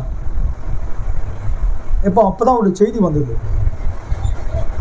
முடிவெல்லாம் பார்த்தார் தீர்க்கதரிசி, முடிவு பார்த்தார் தீர்க்கதரிசி. அது போல இயேசு கிறிஸ்து உங்களையும், உங்க தாத்தா பிறந்திருக்க மாட்டார், உங்க தாத்தாவுக்கு தாத்தா பிறந்திருக்க மாட்டார், ஆனா தேவன் உங்களை பார்த்தார், உங்களை பார்த்தாரு, உங்களை பார்த்தாரு. உங்க முகத்தை பார்த்தவன இந்த வேதனை எல்லாம் பரவாயில்லப்பா, இந்த துக்கம் எல்லாம் பரவாயில்ல. உழுதவன் நிலத்தை போல அவரோட உடம்பெல்லாம் மாறி போச்சு. யார் யாரோ வந்து அவர் கண்ணத்தில் அடிச்சுட்டு போறாங்க, யோசனை பண்ணி பாருங்களேன். எவனோ வந்து காரி அவரோட முகத்துல துப்புறான், கிட்ட நெருங்க முடியாது, அவர்கிட்ட காரி முகத்தில் துப்புறான், எவனோ வந்து அடிச்சுட்டு போறான். அதையெல்லாம் எதற்காகனா என்ன என்ன என்ன என்ன மீட்கணும், உங்களை மீட்கணும், உங்களை வாழ வைப்பதற்காக இயேசு கிறிஸ்து அந்த கல்வாரி பலியிலே தன்னை அர்ப்பணிக்க ஆரம்பித்தார். தீர்க்கதரிசி சொல்லுவார், அவர் கல்வாரியில் அடிக்கப்பட்டார், தம்முடைய ஆவியை தேவனுக்கு ஒப்பு கொடுத்தார். ஒரு சேவகன் சட்டம் என்ன அப்படி பார்த்தீங்கன்னா, சாயங்காலத்துக்குள்ள ஒரு மனுஷன் செத்து போகணும். சூரியன் அஸ்தமிக்கிறதுக்கு முன்னாடி சிலுவை அறையப்பட்டவங்களை இறக்கிடுவாங்க. ஆனால் இங்கே என்ன நடக்குது அப்படி பார்த்தோம்னா, அப்படி மறிக்கலைன்னா என்ன செய்வாங்க அப்படி பார்த்தோம்னா, சுற்றி ஒரு இரும்பு எடுத்து கால் முட்டியை உடைச்சிடுவாங்க. கால் முட்டியை உடைச்சிட்டா என்ன ஆகும் அப்படி பார்த்தோம்னா, மூச்சு எடுக்க முடியாது. இப்படி இருக்கிறவங்க பாருங்க, மூச்சு எடுக்கிறதுக்கு இந்த பாடி இப்படி மேலே போய் இப்படி வரும். முட்டியை உடைச்சிட்டாங்கன்னா மூச்சு இழுக்க முடியாது, சீக்கிரமாக செத்து போயிடுவான். ஒரு சில கொஞ்ச நேரத்தில் அவன் செத்து போயிடுவான். அதுதான் முட்டியை உடைச்சிடுவாங்க. ஆனால் வந்து பார்க்குறாங்க 3 பேரை பார்த்தா இயேசு ஏற்கனவே ஜீவனை விட்டு இருந்தா. அதை உறுதிப்படுத்திக்கணும். செய்யக்கூடாத ஒன்று, ஒரு போர் சேவகன் வரான், ஈட்டியை எடுத்து அவர் மறிச்சிட்டாரா புரிஞ்சுக்கிட்டு ஓங்கி அவரை விழாவில் குத்துக்கிறான். அவனுக்கே தெரியாதுங்க ஐயா, அது தேவனுடைய திட்டம், தேவனுடைய திட்டம். தேவனாகிய கர்த்தர் முதலாம் ஆதாமிலிருந்து விழாவிலிருந்து ஏவாளை கொண்டு வந்தது போலவே 2வது ஆதாமாகிய பரலோகத்தின் அதிபதி, பூமிக்குரிய ஆதாம் எழுந்து போயிட்டான், பரலோகத்துக்குற ராஜா, அவருக்குள்ளாக தான் என்னுடைய உங்களுடைய மரபணு இருந்துச்சு. இந்த சரீரம் இந்த பூமிக்குரிய ஒரு தகப்பனும் தாய்க்கும் பிறந்தது. ஆனா என்னுடைய ஆவிக்குரிய மரபணு இருக்கு பாருங்க, அது தேவனுக்குள் மறைந்திருந்தது, கிறிஸ்துவுக்குள் மறைந்திருந்தது. அது வருவதற்காக தான். எப்படி ஒரு அம்மா பிரசவம் நடக்கிற இடத்துல தண்ணீர் ரத்தம் ஜீவன் வருகிறதோ, இயேசு கிறிஸ்து விழாவிலிருந்து தண்ணீரும் ரத்தமும் ஜீவனும் வெளியே வந்தது. அப்படின்னா நாம எங்க பிறந்தோம் அப்படி பார்த்தீங்கன்னா, கல்வாரியில் பிறந்திருக்கிறோம். கல்வாரியிலே இயேசு கிறிஸ்து என்னை மீட்பதற்காக என்னுடைய ஜீவன் அவருக்குள்ள மறைந்திருந்தது. என்னுடைய ஜீவன் தேவனுக்குள் கிறிஸ்துவிலே மறைந்திருந்தது.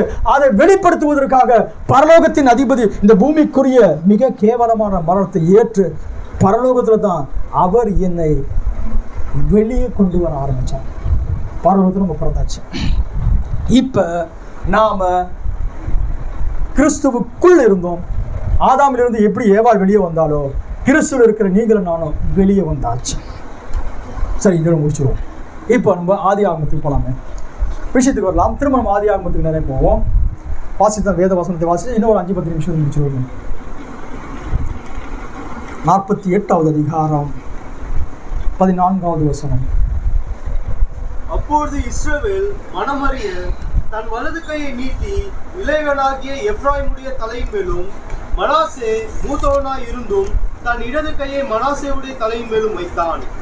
அவன் யோசேப்பை ஆசீர்வதித்து, என் பிதாக்களாகிய ஆபிரகாமும் ஈசாக்கும் வழிபட்டு வணங்கிய தேவனும், நான் பிறந்த நாள் முதல் இந்நாள் வரைக்கும் என்னை ஆதரித்து வந்த தேவனும், எல்லா தீமைக்கும் நீங்களாக்கி என்னை மீட்ட தூதனுமானவர் இந்த பிள்ளைகளை ஆசீர்வதிப்பாராக. என் பேரும் என் பிதாக்களாகிய ஆபிரகாம் ஈசாக்கு என்பவர்களின் பேரும் இவர்களுக்கு இடப்பட கடவுது, பூமியில் இவர்கள் மிகுதியாய் பெருக கடவுள்கள் என்றான். போதும் போதும் போதும் போதும். தீர்க்கதரிசி இந்த யோசேப்பை குறித்து தன்னுடைய செய்தியில பிரசங்கம் பண்றாரு. யோசேப் என்ற பெயரை அவர் உச்சரிக்கிறதான வார்த்தை பயன்படுத்துகிறதான தீர்க்கதரிசி செய்தியில நம்ம கொஞ்சம் ஆராய்ச்சி பண்ணி பார்த்தா 166 இடத்துல யோசேப்பு யோசேப்பு யோசேப்பு, அதாவது சில இடங்களில இந்த புதிய ஏற்பாடு மரியாளுடைய கணவர் இருக்கிறாங்க, அவரை கூட சேர்த்து சொல்கிறார். ஆக 166 இடத்துல யோசேப்பு யோசேப்பு யோசேப்பை பற்றி பேசியிருக்கிறார். காரணம், இந்த யோசேப்பு நமது ஆண்டவராக இயேசு கிறிஸ்துவுக்கு அப்படியே ஒரு பேட்டர்ன், ஒரு அடையாளமா இருந்தார். தீர்க்கதரிசி யோசேப்பை குறித்து அதிகமாய் தியானம் பண்ணாரு. அதனால ஒரு செய்தியில அதிகமாக யோசேப்பை குறித்து பேசினார். ஒரு நாள் இப்படியாக யோசேப்பை குறித்து அவர் இப்படியா யோசிச்சுட்டு இருந்துட்டு யோசேப்பு எப்படிப்பட்ட ஒரு மகத்தான ஒரு மனுஷனாக இருந்தார், எப்படிப்பட்டவராக இருந்தார் அப்படிலாம் தன்னோட சிந்தனை யோசிச்சிருக்கிற நேரத்தில் கர்த்தருடைய சத்தம் சொன்னது, உனக்கு ஒரு யோசேப் என்ற ஒரு மகன் பிறப்பான். இவர் துள்ளி குதிக்க ஆரம்பிச்சிட்டாரு. நேராக போனார், அவனை மனைவிக்கு சொன்னார், சபைக்கும் சொல்லிட்டார். ஆண்டவர் என்கிட்ட பேசுனாரு, எனக்கு ஒரு ஜோசப் என்ற ஒரு மகனை தர போறாரு. தீர்க்கதரிசி எதையும் மறைக்க மாட்டார், ஏன்னா அவருக்கு கர்த்தருடைய வார்த்தை மேல் உள்ள நம்பிக்கை தெரியும். சபைக்கும் சொல்லியாச்சு. அந்த நேரத்தில் பார்த்தீங்கன்னா அந்த அம்மா எப்படி இருந்தாங்கன்னா, அதுக்கடுத்து பிரசவம் நடந்துச்சுன்னா அந்த அம்மா செத்து போயிடுவாங்க. டாக்டர் சொல்லிட்டாங்க, இனிமேல் உனக்கு பிரசவம் வேணாம், பிள்ளை வேணாம் சொல்லிட்டாங்க. கர்ப்பப்பையெல்லாம் வீக்காக இருக்கு, இனிமேல் பிள்ளை பெற்றுக்க கூடாது அப்படின்னு சொல்லியிருந்தாங்க. அவர் சபையில் வந்து சொல்லிட்டாரு. அதுக்கடுத்தது அந்த அம்மா சிஸ்டர் மேடா கர்ப்பமானாங்க. கர்ப்பமாகி முடிஞ்ச உடனே பொம்பளை பிள்ளை பிறந்துச்சு. ஐயோ பொம்பளை பிள்ளை பிறந்துச்சு அப்படி தீர்க்கதரிசியில் அவங்க கவலைப்படலை. அவர் தெரியும், சொன்னது அவர் வார்த்தை காத்துக்கொள்ள வல்லவராக இருக்கிறாரு. சில பேர் அவருக்கு கூட க்ளோஸாக இருக்கக்கூடியவங்க சொன்னாங்க, பிரதர் வேணாம், ஆண்டவர் இப்படி சொல்லியிருப்பாரு, ஜோஸ்பின் அப்படி சொல்லியிருப்பாரு, ஒருவேளை உங்கள் காதில் ஜோசப்னு விழுந்திருக்கும். அப்புறம் சொன்னாங்க, இல்லை ஐயா, அவர் எனக்கு ஜோசப்னு சொன்னார். அந்த பிள்ளைக்கு ஷாரால் பேர் வச்சார். அதுக்கு அடுத்தது அந்த சகோதரி திரும்ப கர்ப்பமானாங்க. ஜோசப் பிறந்தார். இன்றைக்கி ஜோசப்பு ஏறக்குறைய தீர்க்கதரிசி நீங்கள் பார்த்தீங்கன்னா எப்படி இருப்பார், அதே போல் ஜோசப் இருப்பார். இந்த ஜோசப்பை குறித்து தானே தீர்க்கதரிசி பல இடங்களிலே பல மகத்துவமான காரியங்களை பேசுவார். இந்த யோசேப்பு தன்னுடைய சொந்த சகோதரனால வெறுக்கப்பட்டவனாக இருந்தாரு. இந்த யோசேப்பு ஏறக்குறைய 30 வெள்ளிக்காசுக்கு விற்கப்பட்டு போனாரு. இந்த யோசேப்பு குழியில இருந்து விழுந்து திரும்ப தூக்கி எடுக்கப்பட உயிர்த்தெழுதலுக்கு அடையாளமா இருக்கிறாரு. சிறைச்சாலையில் இருக்கும்போது 2 கைதிகள் அவரோடு கூட இருந்தாங்க. நல்லா புரிஞ்சுக்கோங்க, 2 கைதிகள் இருந்தாங்க. ஒருத்தன் காப்பாற்றப்பட்டான், ஒருத்தன் மரிச்சு போயிட்டான். எப்படி இயேசு கிறிஸ்துவின் சிலுவையில வலது பக்கத்தில் ஒருத்தர் இடது பக்கத்தில் ஒருத்தர் இருந்து ஒருவன் நித்திய ஜீவனுக்கு என்றும் ஒருத்தன் அழிஞ்சு போயிட்டான். இதுக்கெல்லாம் பேட்டர். இதை யார் சொன்னது பார்த்தீங்கன்னா தீர்க்கதரிசி சொல்றாரு. தீர்க்கதரிசன பார்வையில தான் அதை புரிந்து கொள்ள முடியும். பிறகு அவர் சொல்லுகிறார், இந்த யோசேப்புக்கு புறஜாதி மனைவி இருந்தாள். இந்த யோசேப்புடைய பெயரை பார்வோன் உயர்த்தி பார்வோன் என்ற உலகை ஆளக்கூடிய அந்த ராஜாவுடைய வலது பார்சத்தில் வீற்றிருந்தார். யோசேப்புடைய அனுமதி இல்லாம யாரும் கையை ஆட்டக்கூடாது, காலாட. பார்வோன் சொன்னது இது. தீர்க்கதரிசி இன்னும் சொன்னார் பாருங்க, யோசேப்பு வருகிறான்டா எக்காலம் ஊதுவாங்க. ஊதுற பிறகு ஒரு அறிவிப்பு கொடுப்பாங்க, யோசேப்பு வருகிறார் சொன்னா வேலை செய்யறான், வேலையை விட்டு எல்லாம் முட்டி போட்டு நிற்கணும். அவனுடைய பெயர் எல்லா நாமத்துக்கும் மேன்மையான நாமமாய் உயர்த்தப்பட்டது. யோசேப்புன்னு சொல்லியிருப்பாங்களா? எக்காலம் ஊதி, எக்காலம் ஊதுற நேரத்தில் எப்படி சொல்லியிருப்பாங்க, அறிவிச்சிருப்பாங்க. நான் சொல்றது அப்படியே நீங்க சொல்ல வேண்டாம், நீங்களும் கொஞ்சம் யோசிங்க, பைபிள் படிச்சு. நெக்ஸ்ட் பார்வோன், சாப்நாத் பன்னியா, சாப்நாத் பன்னியா ரகசியங்கள். ஏன்னா பார்வோன் வேற பேரை வச்சுட்டான். சாப்நாத் பன்னியா ரகசியங்களை வெளிப்படுத்தக்கூடியவர் ஒருவர் வருகிறார். சத்தம் போட்ட உடனே எல்லாரோட முட்டியும் முழங்கள் கொட்டுவாங்க. எல்லா நாமத்திலும் மேலான நாமம். அதுக்கடுத்து யோசேப்பு தன்னுடைய சகோதரனுக்கு தன்னை வெளிப்படுத்துகிறார். இது எல்லாமே இயேசு கிறிஸ்துவுடைய இந்த வருகைக்கான எல்லாமே அங்க ஒரு பேட்டர்ன் இருந்துட்டே இருந்துச்சு. யோசேப்பு, நீங்க தாவீதில் பார்க்கலாம், இயேசுவை பார்க்க முடியும். ஆனா யோசேப்பை போல தாவீதில் பார்க்க முடியாது. பல காரியங்களை யோசேப்பில் தேவன் இந்த இயேசுவோட காரியத்தை அப்படியே மறைச்சு வைக்க ஆரம்பிச்சது. இதுதான் பவுல் எழுதுகிறா, பூர்வ காலங்களில் தேவன் பங்கு பங்காகவும் வகை வகையாகவும் பிதாக்களுக்கு வெளிப்படுத்தினவர் கடைசி காலத்தை தீர்க்கதரிசி மூலம் வெளிப்படுத்துகிறார். தேவன் ஒவ்வொரு பார்ட்டு பற்றாக யோசேப்பில் ஒரு பார்ட்டு வைத்தார், தாவீதில் ஒரு பார்ட்டு வைத்தார், மோசையில ஒரு பார்ட்டு வைத்தார், ஜாஷுவால ஒரு பார்ட்டு வைத்தார். யோசேப்பில் தான் தேவன் மகத்துவமான திட்டங்கள் எல்லாம் மறைச்சு வச்சுட்டார். இப்ப இந்த யோசேப்பு இயேசுவுக்கு அடையாளம், சரிங்களா? இயேசுவை காண்பிக்கிற ஒரு மனுஷனாக இருந்தார். இப்ப யாக்கோப்பு எகிப்துக்கு வந்துட்டார். எகிப்துக்கு வந்த பிறகு அங்க 17 வருஷம் யாக்கோப்பு இருந்ததாக பைபிள் சொல்றது. இப்ப யாக்கோப்புக்கு வயசாயிடுச்சுனால கண்ணெல்லாம் மங்கி போச்சு, பார்வை இல்லை. இப்ப யோசேப்பு என்ன செய்யறாரு அப்படின்னு பார்த்தோம்னா, தன்னோட 2 பிள்ளையையும் அவரும் அவங்க அப்பா கிட்ட ஆசீர்வாதம் வாங்கணும், அதுக்காக வரார். அப்பாவுக்கு இப்ப கண்ணு தெரியல. 2 பையன்களை அப்பாவுக்கு முன்னாடி இருக்கிறாங்க. அப்பா ஒரு சேர்ல உட்காந்துருக்காரு. கொஞ்சம் நீங்கள் கற்பனை பண்ணிக்கோங்க. அப்பா வயசானவர், கண் பார்வை சரி கிடையாது, ஒரு ஒரு ஒரு ஆசனத்தில் உட்காந்துருக்கிறாரு. யோசேப்பு என்ன செய்தார் அப்படி பார்த்தோன்னா, இடது கையில் எப்ராயிம், வலது கையில் மனாசை பிடிச்சிக்கிட்டு அப்பாவுக்கு முன்னாடி கொண்டு போயிட்டு, அப்புறம் கொஞ்சம் 2 பேரும் பின்னுக்கு இட்டுன்னு வந்துட்டு இவர் சாஷ்டாங்கமாக விழுந்து அப்பாவை பணிஞ்சிட்டு, இப்போ 2 பேரையும் அப்பாவுடைய வலது கை இருப்பாங்க, ரைட் ஹேண்டு, அங்கே பெரிய பையன் இருக்கிறான் பாருங்க, அவனை கொண்டு வந்துட்டு அங்கே வைக்கணும். லெஃப்ட் ஹேண்டு பக்கத்தில் 2வது பையனை வச்சுட்டு அப்பா ஆசீர்வதிக்கிறதுக்காக எடுத்துன்னு வந்துச்சு. அப்பாவுக்கு கண்ணு தெரியாது. அப்பா இதெல்லாம் யாருன்னு கேட்குறாரு. சொல்கிறாரு, எனக்கு ஆண்டவர் இங்கே கொடுத்த 2 பிள்ளைங்க அப்படின்னு சொன்ன பிறகு என்ன நடக்குது பார்த்தோன்னா, பிள்ளைங்களை ஆஸ்வதிக்கணும். ஏன்னா அப்பாவுக்கு கண்ணு தெரியாது, என்ன ஏது அப்படி தடவைலாம் பார்க்க வேணான்றதுக்காக மகனாகிய இந்த யோசேப்பு என்ன செய்கிறாரு, 2 பிள்ளையும் கொண்டு வந்து அப்பாவுக்கு முன்னாடி நிறுத்தின உடனே, அப்பா யாருன்னா ஆஸ்வதிக்கிற நேரத்தில் எப்படி ஆஸ்வதிப்பாங்க, இப்படி தான் ஆஸ்வதிக்கணும் இதுதான். ஆனால் இந்த மனுஷன் கையை அப்படி மாற்றி சின்ன பையன் தலையில் வலது கையை வச்சுட்டு பெரிய பையன் தலையில் இடது கையை வச்சுட்டு பிறகு அது யோசேப்புக்கு பிடிக்கல. அவர் சொல்கிறாரு, பா பெரியவன் இங்கே இருக்கிறான், வலது கை எடுத்து அவன் மேலே வைங்கப்பானா. இல்லை எனக்கு எல்லாம் தெரியும். கொஞ்சம் புரிஞ்சுக்கங்க, யாக்கோப்பு வயசான மனுஷன், கண் பார்வை இல்லை, கொஞ்சம் வயசாயிடுச்சு, கொஞ்சம் கண் பார்வை இல்லை, ரொம்ப அப்படியே ஒரு மாதிரி இருந்ததுன்னா பசங்க வீட்டில் மதிப்பாங்களா? அவருக்கு ஒன்றும் தெரியாது, அதுக்கு ஒன்றும் தெரியாது, அந்த நிலைமைக்கு போயிடும். ஆனால் இந்த தேவனுடைய பிள்ளைங்கள்லாம் பார்த்தீங்கன்னா வயசான பிறகு கூட அவங்களுக்கு கொடுக்க வேண்டிய மரியாதை கொடுத்தாங்க. ஆகையினால தான் அவருடைய சந்ததியை ஆஸ்வதிக்கப்பட்டிருந்தது. அப்பா சொல்றாரு, இல்லை எனக்கு தெரியும், திருப்ப அவர் எதுவும் பண்ணல. ஏன் அவன் ஒரு தீர்க்கதரிசியானா, இந்த யோசேப்பு கூட ஒரு தீர்க்கதரிசி. தேவன் காரணம் நம்ம எதையும் சொல்ல. பெரிய பையன் தலையில இடது கையையும் சின்ன பையன் தலையில வலது கையும் வச்சுட்டு வச்சுட்டு எல்லாம் முடிச்சிட்டாரு. தீர்க்கதரிசி சொல்றாரு, பெரிய பையனுடைய ஆசீர்வாதத்தை சின்ன பையன் தலையில வச்சுட்டாரு. சிலுவையின் மூலமாக தீர்க்க சொல்றாரு பாருங்க, இந்த கை சிலுவைக்கு அடையாளமாக 2 கையை மாத்தி, பெரியவனே இஸ்ரவேலனே உன்னுடைய ஆசீர்வாதத்தை இப்ப நான் என்ன செய்ய போறேன்னா இவன் மேல வைக்கிறேன். சிலுவையின் மூலமா கையை மாத்தி ஆசீர்வதிச்சிட்டார். இது தீர்க்கதரிசி நமக்கு சொன்னார். நமக்கு தெரிஞ்ச ஒரு விஷயம். சிலுவையின் மூலமாக இங்க உட்கார்ந்துருக்கிற இந்த ஆசீர்வாதம் யாருங்க ஐயா? இஸ்ரவேலனுக்கு தான் அவர் இஸ்ரவேலின் தேவனாக இருந்தார். அவர் ஒரு காலகட்டத்தில் இஸ்ரவேலின் துதிகளுக்குள் வாசம் பண்ணிக்கிறவராக இருந்தார். அவனுக்கு தான் பாட்டு அழகாக பாட தெரியும், அவர் எப்படி வர்ஷிப் பண்ணணும் தெரியும். நமக்கு எதனா தெரியுமா?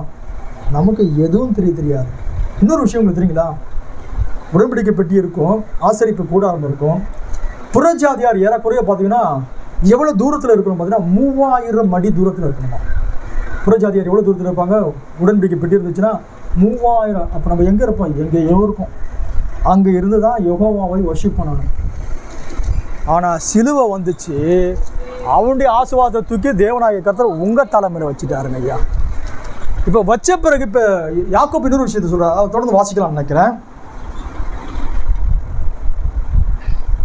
17வது வசனத்திலிருந்து, தகப்பன் தன் வலது கையை எப்ராயிமுடைய தலைமேல் வைத்ததை யோசேப்பு கண்டு அது தனக்கு பிரியமில்லாதபடியால் எப்ராயிமுடைய தலைமேல் இருந்த தன் தகப்பனுடைய கையை மனசேயினுடைய தலையின் மேல் வைக்கும்படிக்கு எடுத்து, என் தகப்பனே, அப்படி அல்ல, இவன் மூத்தவன், இவனுடைய தலையின் மேல் உம்முடைய வலது கையை வைக்க வேண்டும் என்றான். அவன் தகப்பனை தடுத்து, அது எனக்கு தெரியும் என் மகனே, எனக்கு தெரியும். இவனும் ஒரு ஜனக்கூட்டமாவான், இவனும் பெருகுவான். இவனுடைய தம்பியோ இவனிலும் அதிகமாய் பெருகுவான். அவனுடைய சந்ததியார் திரளான ஜனங்கள் ஆவார்கள் என்றான். இவ்விதமாக அவன் அன்றைய தினம் அவர்களை ஆசீர்வதித்து, தேவனுடைய எப்ராயிமை போலவும் மனசேயை போலவும் ஆக்குவாராக என்று இஸ்ரவேலர் உன்னை முன்னிட்டு வாழ்த்துவார்கள் என்று சொல்லி எப்ராயிமை மனசேக்கு முன்னே வைத்தான். இன்னொரு வசனம் கூட பாருங்க. இந்த ஆசீர்வாதம் நமக்கு தெரியும். இதுக்கு முன்னாடி யாக்கோபு ஒரு அழகான ஒரு வார்த்தை சொல்லுவார். இந்த 2 பிள்ளைங்களையும் யோசேப்பை கொண்டு போய் அப்பா கிட்ட காட்டுவார். அப்பா கிட்ட காட்டணும்னா அப்பா என்ன தெரியுமா செய்வாருங்க? யாரோ டக்குன்னு சொல்லுங்க. உன் பிள்ளை கிடையாது, இவங்க 2 பேரும் யான் பிள்ளைங்க. அதனால தான் கோத்திர பிதாக்களோட வரிசையில் எப்ராயும் மனைசும் இருப்பாங்க. உன் பிள்ளை கிடையாது, இந்த 2 பேரும் ஏன் பிள்ளைங்க. இனிமேல் உனக்கு பிள்ளை பிறந்துச்சுன்னா அது உன் பிள்ளை. ஏப்பா என்னங்க ஐயா அது நடக்குது? இங்க என்ன நடக்குது? யோசேப்புடைய பிள்ளை இப்போ இவர் என்ன செய்கிறாருன்னா, யோசேப்பே இவங்க வரிசை இருக்கு பாருங்க. இந்த எபிரேயருடைய வம்சம், ரூபன், சிமியோன், இசாக்கார், காத், நப்தலி, பெஞ்சமின். இந்த வம்சத்தில் என்ன செஞ்சார்னா, புறஜாதிக்கு பிறந்தாங்க பாரு 2 பையனுங்க. அவங்களை கொண்டு வந்து என்ன சொல்றாருன்னா, இவங்க என்னுடைய பிள்ளைங்க. இப்போ அப்பா என்ன செய்யறாரு, என் பிள்ளைங்க. அது எப்படி அடாப்ட் பண்றாரு? இப்போ இந்தியாவில் நீங்கள் ஒரு பிள்ளையை அடாப்ட் பண்ணணும்னா இந்திய சட்டத்தின்படி சில காரியங்கள் இருக்கும், அதுக்கெல்லாம் நீங்கள் சைன் பண்ணணும். இது இந்த பிள்ளை இதுக்கு நான் ஒத்துக்கிறேன், இதுக்கெல்லாம் ஒத்துக்கிறேன், சைன் எல்லாம் பண்ணி பிறகு உங்ககிட்ட ஒரு காப்பி இருக்கும், அவங்க ஒரு காப்பி வச்சுப்பாங்க. இப்போ இந்த யாக்கோப்பு 2 பிள்ளையும் தன்னுடைய பிள்ளைன்னு அடாப்ட் பண்ணிக்கிட்டாரு, புத்திர சுவீகாரத்தை பண்ணிட்டாரு. அதுக்கு அடையாளமாக தான் இந்த 2 பிள்ளையை எடுத்துட்டு போயிட்டு எல்லாரும் யூதனா அடிமையாக தான் இருந்தான், புறஜாதியாரான நாமும் அடிமை தான். ஆதாம் நம்ம அத்தனை பேரை விற்று போட்டான். இப்போது விற்று போட்ட நம்மை, அடிமைத்தனத்தின் ஆவியை பெற்ற நம்மை இப்போது அப்பா பிதாவை என்று கூப்பிடத்தக்கதான புத்திர சுவீகாரத்தின் ஆவியை தரணும். அதுக்கு என்ன செய்யணும் அப்படி பார்த்தோம்னா, யோசேப்பின் தகப்பனாக இருக்கக்கூடிய யாக்கோப்பு அவர்களை திரும்ப தன்னுடைய பிள்ளையாக அடாப்ட் பண்ணணும், தன்னுடைய பிள்ளையாக புத்திர சுவீகாரம் பண்ணி அவர்களை ஏற்றுக்கொள்ளணும். அதற்கு அடையாளமாக தான் உண்மையாக என்ன செஞ்சிருக்கணும், 2 பேரை கை வச்சு ஆசீர்வதிச்சுட்டு தன் பிள்ளையாக ஏற்றுக்கொள்ளணும். உங்களுக்கு ஒரு விஷயம் தெரியும் நினைக்கிறேன். யூதருடைய வழக்கம் அப்படின்னு பார்த்தீங்கன்னா, மோசேக்கு பிறகு யோசுவாவை அந்த ஸ்தானத்துக்கு கொண்டு வர நேரத்தில் என்ன செய்வாங்க பார்த்தீங்கன்னா, உன்னுடைய கையை யோசுவா மேல வை, அவனை ஞானத்தினால் கர்த்தர் நிரப்புவார். மோசேயுடைய ஸ்தானத்தில் யோசுவா வந்துட்டாரு. அது போல ஆசாரியனாக ஆரோன் என்ன செய்யணும், தன்னுடைய மகன் மேல கை வைக்கணும், தன்னுடைய வஸ்திரத்துல கட்டி அவனுக்கு கொடுக்கணும். அதுக்கடுத்து அவன் அந்த பொறுப்பாயிடுவான். இப்ப என்ன செஞ்சிருக்கணும், யூதோடைய வழக்கத்தின்படி 2 கையை வச்சு அவனை ஆசை வச்சு அடாப்ட் பண்ணியிருக்கணும். ஆனால் இங்கே கையை மாற்றிட்டு சிலுவையின் மூலமாக புறஜாதியார் இருந்த உன்னையும் யூதனாகிய உன்னையும் தேவன் தம்முடைய பிள்ளையாக சேர்த்துக் கொள்கிறார். அது மிக மகத்துவமான காரியம். என்னன்னா, எங்கேயோ தூரத்தில் இருக்கக்கூடிய உன்னையும் என்னையும் சிலுவையின் மூலமாக இயேசு கிறிஸ்து கல்வாரியில் பார்த்த ஒரு தாய் எப்படி பிரசவத்தில் வேதனைப்பட்டு சாகக்கூடிய தருவாயை போற பிள்ளையின் முகத்தை பார்த்து அந்த வேதனையெல்லாம் சகித்துக் கொள்கிறாளோ, அது போல கிறிஸ்து இயேசு கல்வாரி எல்லா வேதனையும் சகித்துக் கொண்டு என்னை மீட்பதற்காக, உங்களை மீட்பதற்காக தம்முடைய விலையேறப்பட்ட ஜீவனை கொடுத்தார். இப்போ யாக்கோப்பு 2 பிள்ளையை அடாப்ட் பண்ணிட்டார். இதை தான் பவுல் சொல்லுகிறார். இப்போ நமக்கு என்ன இல்லையா, பயப்படத்தக்கதான அடிமைத்தனத்தின் ஆவி இல்லாம அப்பா பிதாவே என்று அழைக்கத்தக்கதான புத்திர சுவீகாரத்தின் ஆவியை கொடுத்திருக்கிறாரு. அதுக்கு எப்படி நான் நிச்சயம் பண்ணுது, ஆவியானவர் தாமே உங்களுடைய ஆவியோடு கூட அதை திருவுள்ளம் பற்றுகிறாரு. தேவனை நம்ம அன்னைக்கு அப்பா பிதாவை கூப்பிட முடியுமா? யூதம் புறஜாதியை என்ன எப்படி தெரியுமா நினைப்பாங்க, யூதன புறஜாதியாரு நாயின்னு சொல்லுவான். ஒரு யூதம் புறஜாதியை நாயின்னு சொல்லுவான், நம்ம மதிக்க மாட்டான், புறஜாதியை கிட்ட சேர மாட்டான். ஏனையா சமாரியர் இருக்கிறா பாருங்க, சமாரியா இருக்கக்கூடிய அந்த பகுதி கூட போக மாட்டான். சமாரியர் அதே யெகோவாவை ஆராதிச்சாங்க. சமாரியருக்கு பைபிள் இருந்த தோரா என்று சொல்லக்கூடிய அந்த 5 புக்கு இருந்துச்சு. அவங்க யெகோவா ஆராதிச்சாங்க. ஆனா அந்த சமாரியனை கூட ஏற்றுக்கொள்ள மாட்டான். அவன் பாதி யூதன், புறஜாதியா கிட்டையே சேர்க்க மாட்டான். ஆனா இயேசு ராஜா வந்தாரு, கல்வாரியில தம்முடைய விலைமதிப்பட்ட ஜீவனை கொடுத்தாரு. உங்களையும் என்னையும் கல்வாரியில பெற்று எடுத்தாருங்க ஐயா. இயேசு கல்வாரியில பெற்றெடுத்த பிள்ளைங்க தான் நீங்க. இப்போ அவர் கல்வாரியில பெற்று எடுத்த பிறகு யோசேப்புடைய பிள்ளையை எப்படி யாக்கோப்பை அடாப்ட் பண்ணிட்டாரோ, தேவனாகிய கர்த்தர் என்ன செஞ்சிட்டாரு? அடாப்ட் பண்ணிட்டார். இதை தான் யோவான் எழுதுகிறார். அவர் நாமத்து மேல் விசுவாசம் உள்ளவராய் அவரை ஏற்றுக்கொண்டவர்கள் எத்தனை பேர்களோ அத்தனை பேரும் தேவனுடைய பிள்ளைகளாய் இருக்கிறோம். கல்வாரியில இயேசு என்னை பெற்றெடுத்த பிறகு பிதாவாகிய தேவர் என்னை அவர் அடாப்ட் பண்ணிட்டாரு. அவர் என்னுடைய பிள்ளை என்று சொல்ல ஆரம்பிச்சார். ஆகையினால்தான் அவரை பார்த்து பிதாவே என்று கூப்பிடத்தக்கதான புத்திர சுவிகாரத்தின் ஆவியை கொடுத்திருக்கிறார். கர்த்தருடைய நாமத்திற்கு மகிமை உண்டாகட்டும். இன்னைக்கு நீங்களும் நானும் அடிமைத்தனத்தின் ஆவியை பெறல. அந்த அடிமைத்தனத்திலிருந்து, எல்லா அடிமைத்தனத்துடைய வல்லம் இருந்து இயேசு கிறிஸ்து கல்வாரியில கிரயத்தை செலுத்திட்டு அந்த பழைய தசாவதி இருந்து பாருங்க, பழைய கணக்கு, பழைய எல்லா காரியத்தையும் கிழிச்சு போட்டு உங்கள் வாழ்க்கையில ஒரு புதிய அத்தியாயத்தை பரலோகம் ஏற்கனவே எழுதி வச்சிருந்தது. நீங்க என்னைக்கு மனம் திரும்புறீங்களோ, என்னைக்கு தேவனை சரியா புரிஞ்சுக்கிறீங்களோ, அன்னையிலிருந்து பழைய கதையெல்லாம் முடிஞ்சு போயிடும். நீங்க எவ்வளவு பெரிய பாவியா இருந்தாலும் எல்லாமே அழிக்கப்பட்டு புதிய அத்தியாயம் துவங்கும். உங்களுடைய வாழ்க்கையில தேவன் புதிய காரியங்களை செய்ய வல்லவராக இருக்கிறார். நீ அடிமை கிடையாது. எங்க குடும்பம் எல்லாம் பிசாசு கட்டி வச்சிருந்தது. யாரை வேணா கட்டட்டும், என்ன கட்ட முடியாது. எங்க குடும்பம் சாபத்தில் இருந்தது. சாபம் யாரை வேணா தொடரலாம், என்னை சாபம் தொட முடியாது. எங்க குடும்பத்தில் தொடர்ச்சியாக 1 by 1 ஒவ்வொருத்தராக இந்த காரியம் நடந்துகிட்டே இருக்கும். யாருக்கு நடக்கலாம், எனக்கு நடக்காது. காரணம், என்னுடைய சாபம் பாவம் எல்லாவற்றையும் கல்வாரி சிறுவையில் ஏற்று சுமந்து தீர்த்து விட்டார். இனி எதுவும் என்னை மேற்கொள்ள முடியாது. இப்போது நான் இயேசு கிறிஸ்துடைய மரபணுக்கு பிறந்திருக்கிறேன். இயேசு கிறிஸ்து ரத்தம் என்னை கழுவி இருக்கிறது. இப்போது தேவனாகிய கர்த்தர் என்னை புத்திர சுவிகாரமாக்கி இருக்கிறார். நான் தேவனுடைய பிள்ளை. யூதனுக்கு முன்னாடி இப்ப நான் எங்க இருக்கிறேன்னா, நான் எங்கேயோ இருக்கணும்.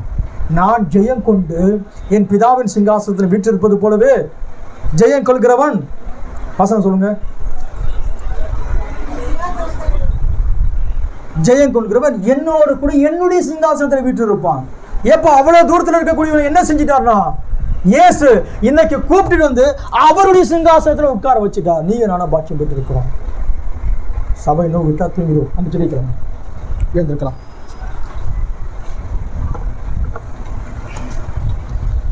மிகுந்த பயபக்தியுடைய கண்களை மூடுவோம். நாம் அடிமைத்தனத்தின் ஆவியை பெறாமல் அப்பா பிதாவை என்று கூப்பிடத்தக்கதான புத்திர சுவிகாரத்தின் ஆவியை பெற்றிருக்கிறோம். இந்த சரீரம் ஒரு தகப்பனுக்கும் ஒரு தாய்க்கும் பிறந்தது. மாம்சமும் ரத்தமும் தேவனுடைய ராஜ்யத்தை சுதந்திரித்துக் கொள்ள முடியாது. இந்த சரீரத்திலிருந்து நான் தேவனை புரிஞ்சிக்க முடியாது, தேவனுடைய ராஜ்யத்தை சுதந்திரித்துக் கொள்ள முடியாது. ஆனால் எனக்குள்ள ஒன்று இருக்கிறது. அதுதான் தேவனுடைய ஜோயின்னு சொல்லக்கூடிய நித்திய ஜீவனாக இருக்கிறது. ஆதாம் இழந்து போன பிறகு இயேசு மூலமாய் அது திரும்ப எனக்கு கொடுக்கப்பட்டிருக்கிறது. அவர் கல்வாரியில என்னை பெற்றெடுத்தார். அந்த வேதனை தாங்கொன்னா வேதனை எந்த மனுஷனும் ஏற்றுக்கொள்ள முடியாத மிக வேதனையான அந்த சூழல்ல அவர் தம்முடைய சந்ததியை கண்டு, தேவன் உங்களையும் என்னையும் எல்லாரையும் கொண்டு வந்து அவர் கண்ணுக்கு முன்னாடி காட்டினாரு. அவர் உங்களை பார்த்தார், என்ன பார்த்தாரு. ஆகையினால அந்த மரணத்தை அவர் ஏற்றுக்கொள்ள ஆரம்பித்தார். நீங்க இயேசு கிறிஸ்துடைய விதாவிலிருந்து வந்தவர்கள். இயேசு கிறிஸ்துடைய அந்த மரபணு தான் உங்களுக்குள்ள இருக்குமையினால் வார்த்தையாக அந்த தேவனை வார்த்தையின் வடிவில் அவர் புரிந்து கொள்ள முடியும். சாபம் உங்களை மேற்கொள்ள முடியாது. பிசாசு உன்னை பார்த்து ஏமாத்திட்டு இருக்கிறானா, பிசாசை பார்த்து சொல்ல, பிசாசு நீ ஒன்றும் பண்ண முடியாது. இயேசு கிறிஸ்து என்னை கல்வாரியில் பெற்றெடுத்திருக்கிறார். என்னுடைய ஆவிக்குரிய மரபணு இயேசு கிறிஸ்துக்குள் இருந்தது. என்னை மீட்பதற்காக தான் பரலோகத்தின் ராஜாவாகிய அவர், கேருபின் சேராபின் மத்தியில் வாசம் பண்ணக்கூடிய அவர் இந்த பூமிக்கு ஏழை அடிமை ரூபம் எடுத்து மனுஷர் சாயலாய் மாறி போயிட்டார் என்னை மீட்பதற்கு. அப்போ உங்க தேவனுடைய மகிமை எவ்வளவு பெருசு. நீங்க யாரு? எங்கேயோ இருந்தோம் நம்ம, இன்னைக்கு சிலுவையின் மூலமாக கெட்டி சேர்த்துட்டார். நாம் பாக்கியம் பெற்றிருக்கிறோம். அவர் நமக்கு போதுமானவர், போதுமானவர், போதுமானவர், போதுமானவர். கல்வாரி அன்பை நினைக்கும் போது கண்கள் கலங்கிடுது. கர்த்தாவே, உடைய பாடுகள் இப்பொழுது நினைத்தால் நெஞ்சம் நெகிழ்கிறது. சேர்ந்து பாடுவோமா? கல்வாரி அன்பை நினைக்கும் போது.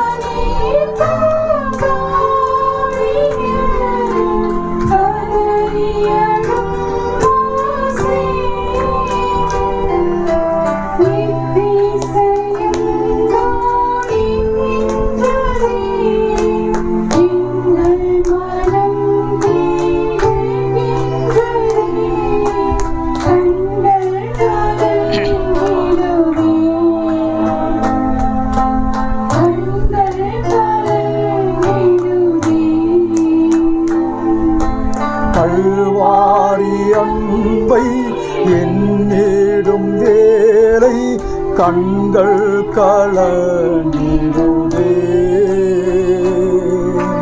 கர்த்தாவும் பாடுகள் இப்போதும் நினைத்தால் நெஞ்சம் நெகிழ்ந்திடுதே. சிலுவையில் மாட்டி வாதத்தனரோ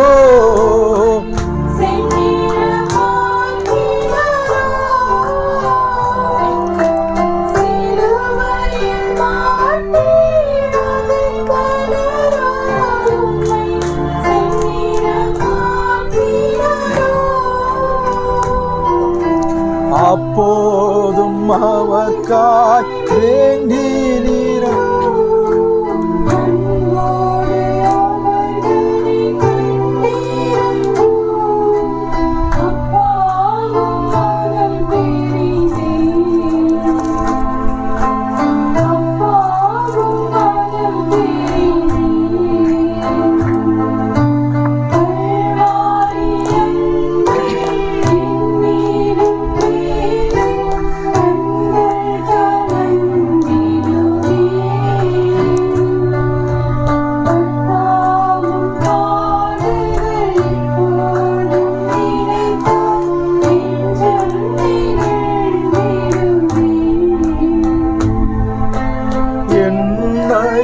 உம்மை போல் மாற்றிடவே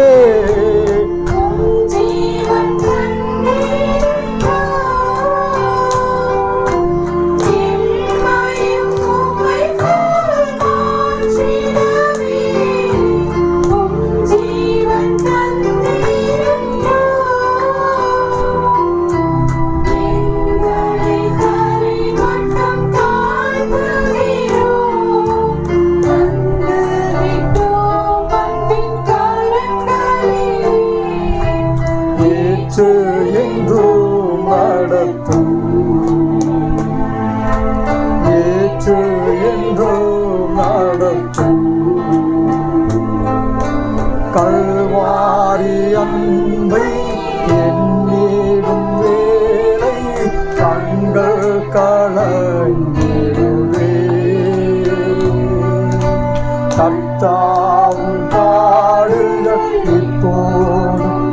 வைத்தார்.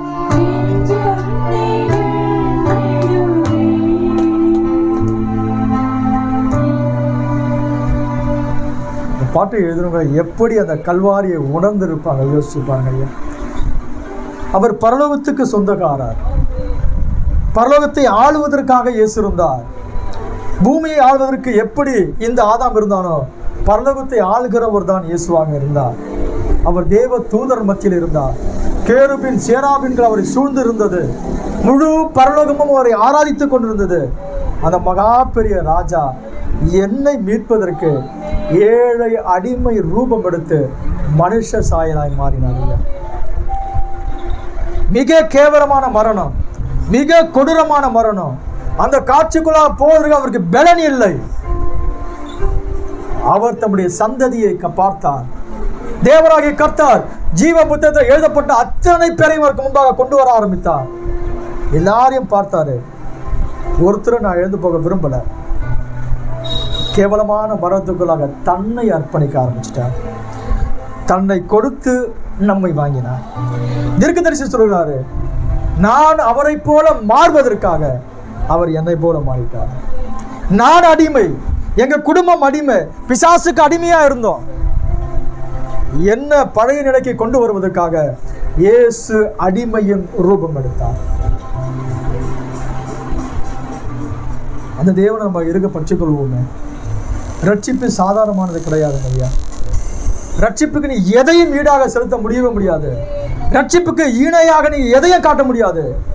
இயேசு தம்முடைய விலை மதிப்பட்ட ஜீவனை கொடுத்து உன்னை வாங்கி இருக்கிறாரு. நீ அவருடைய பொக்கிஷம், நீ அவருடைய சொந்தம்.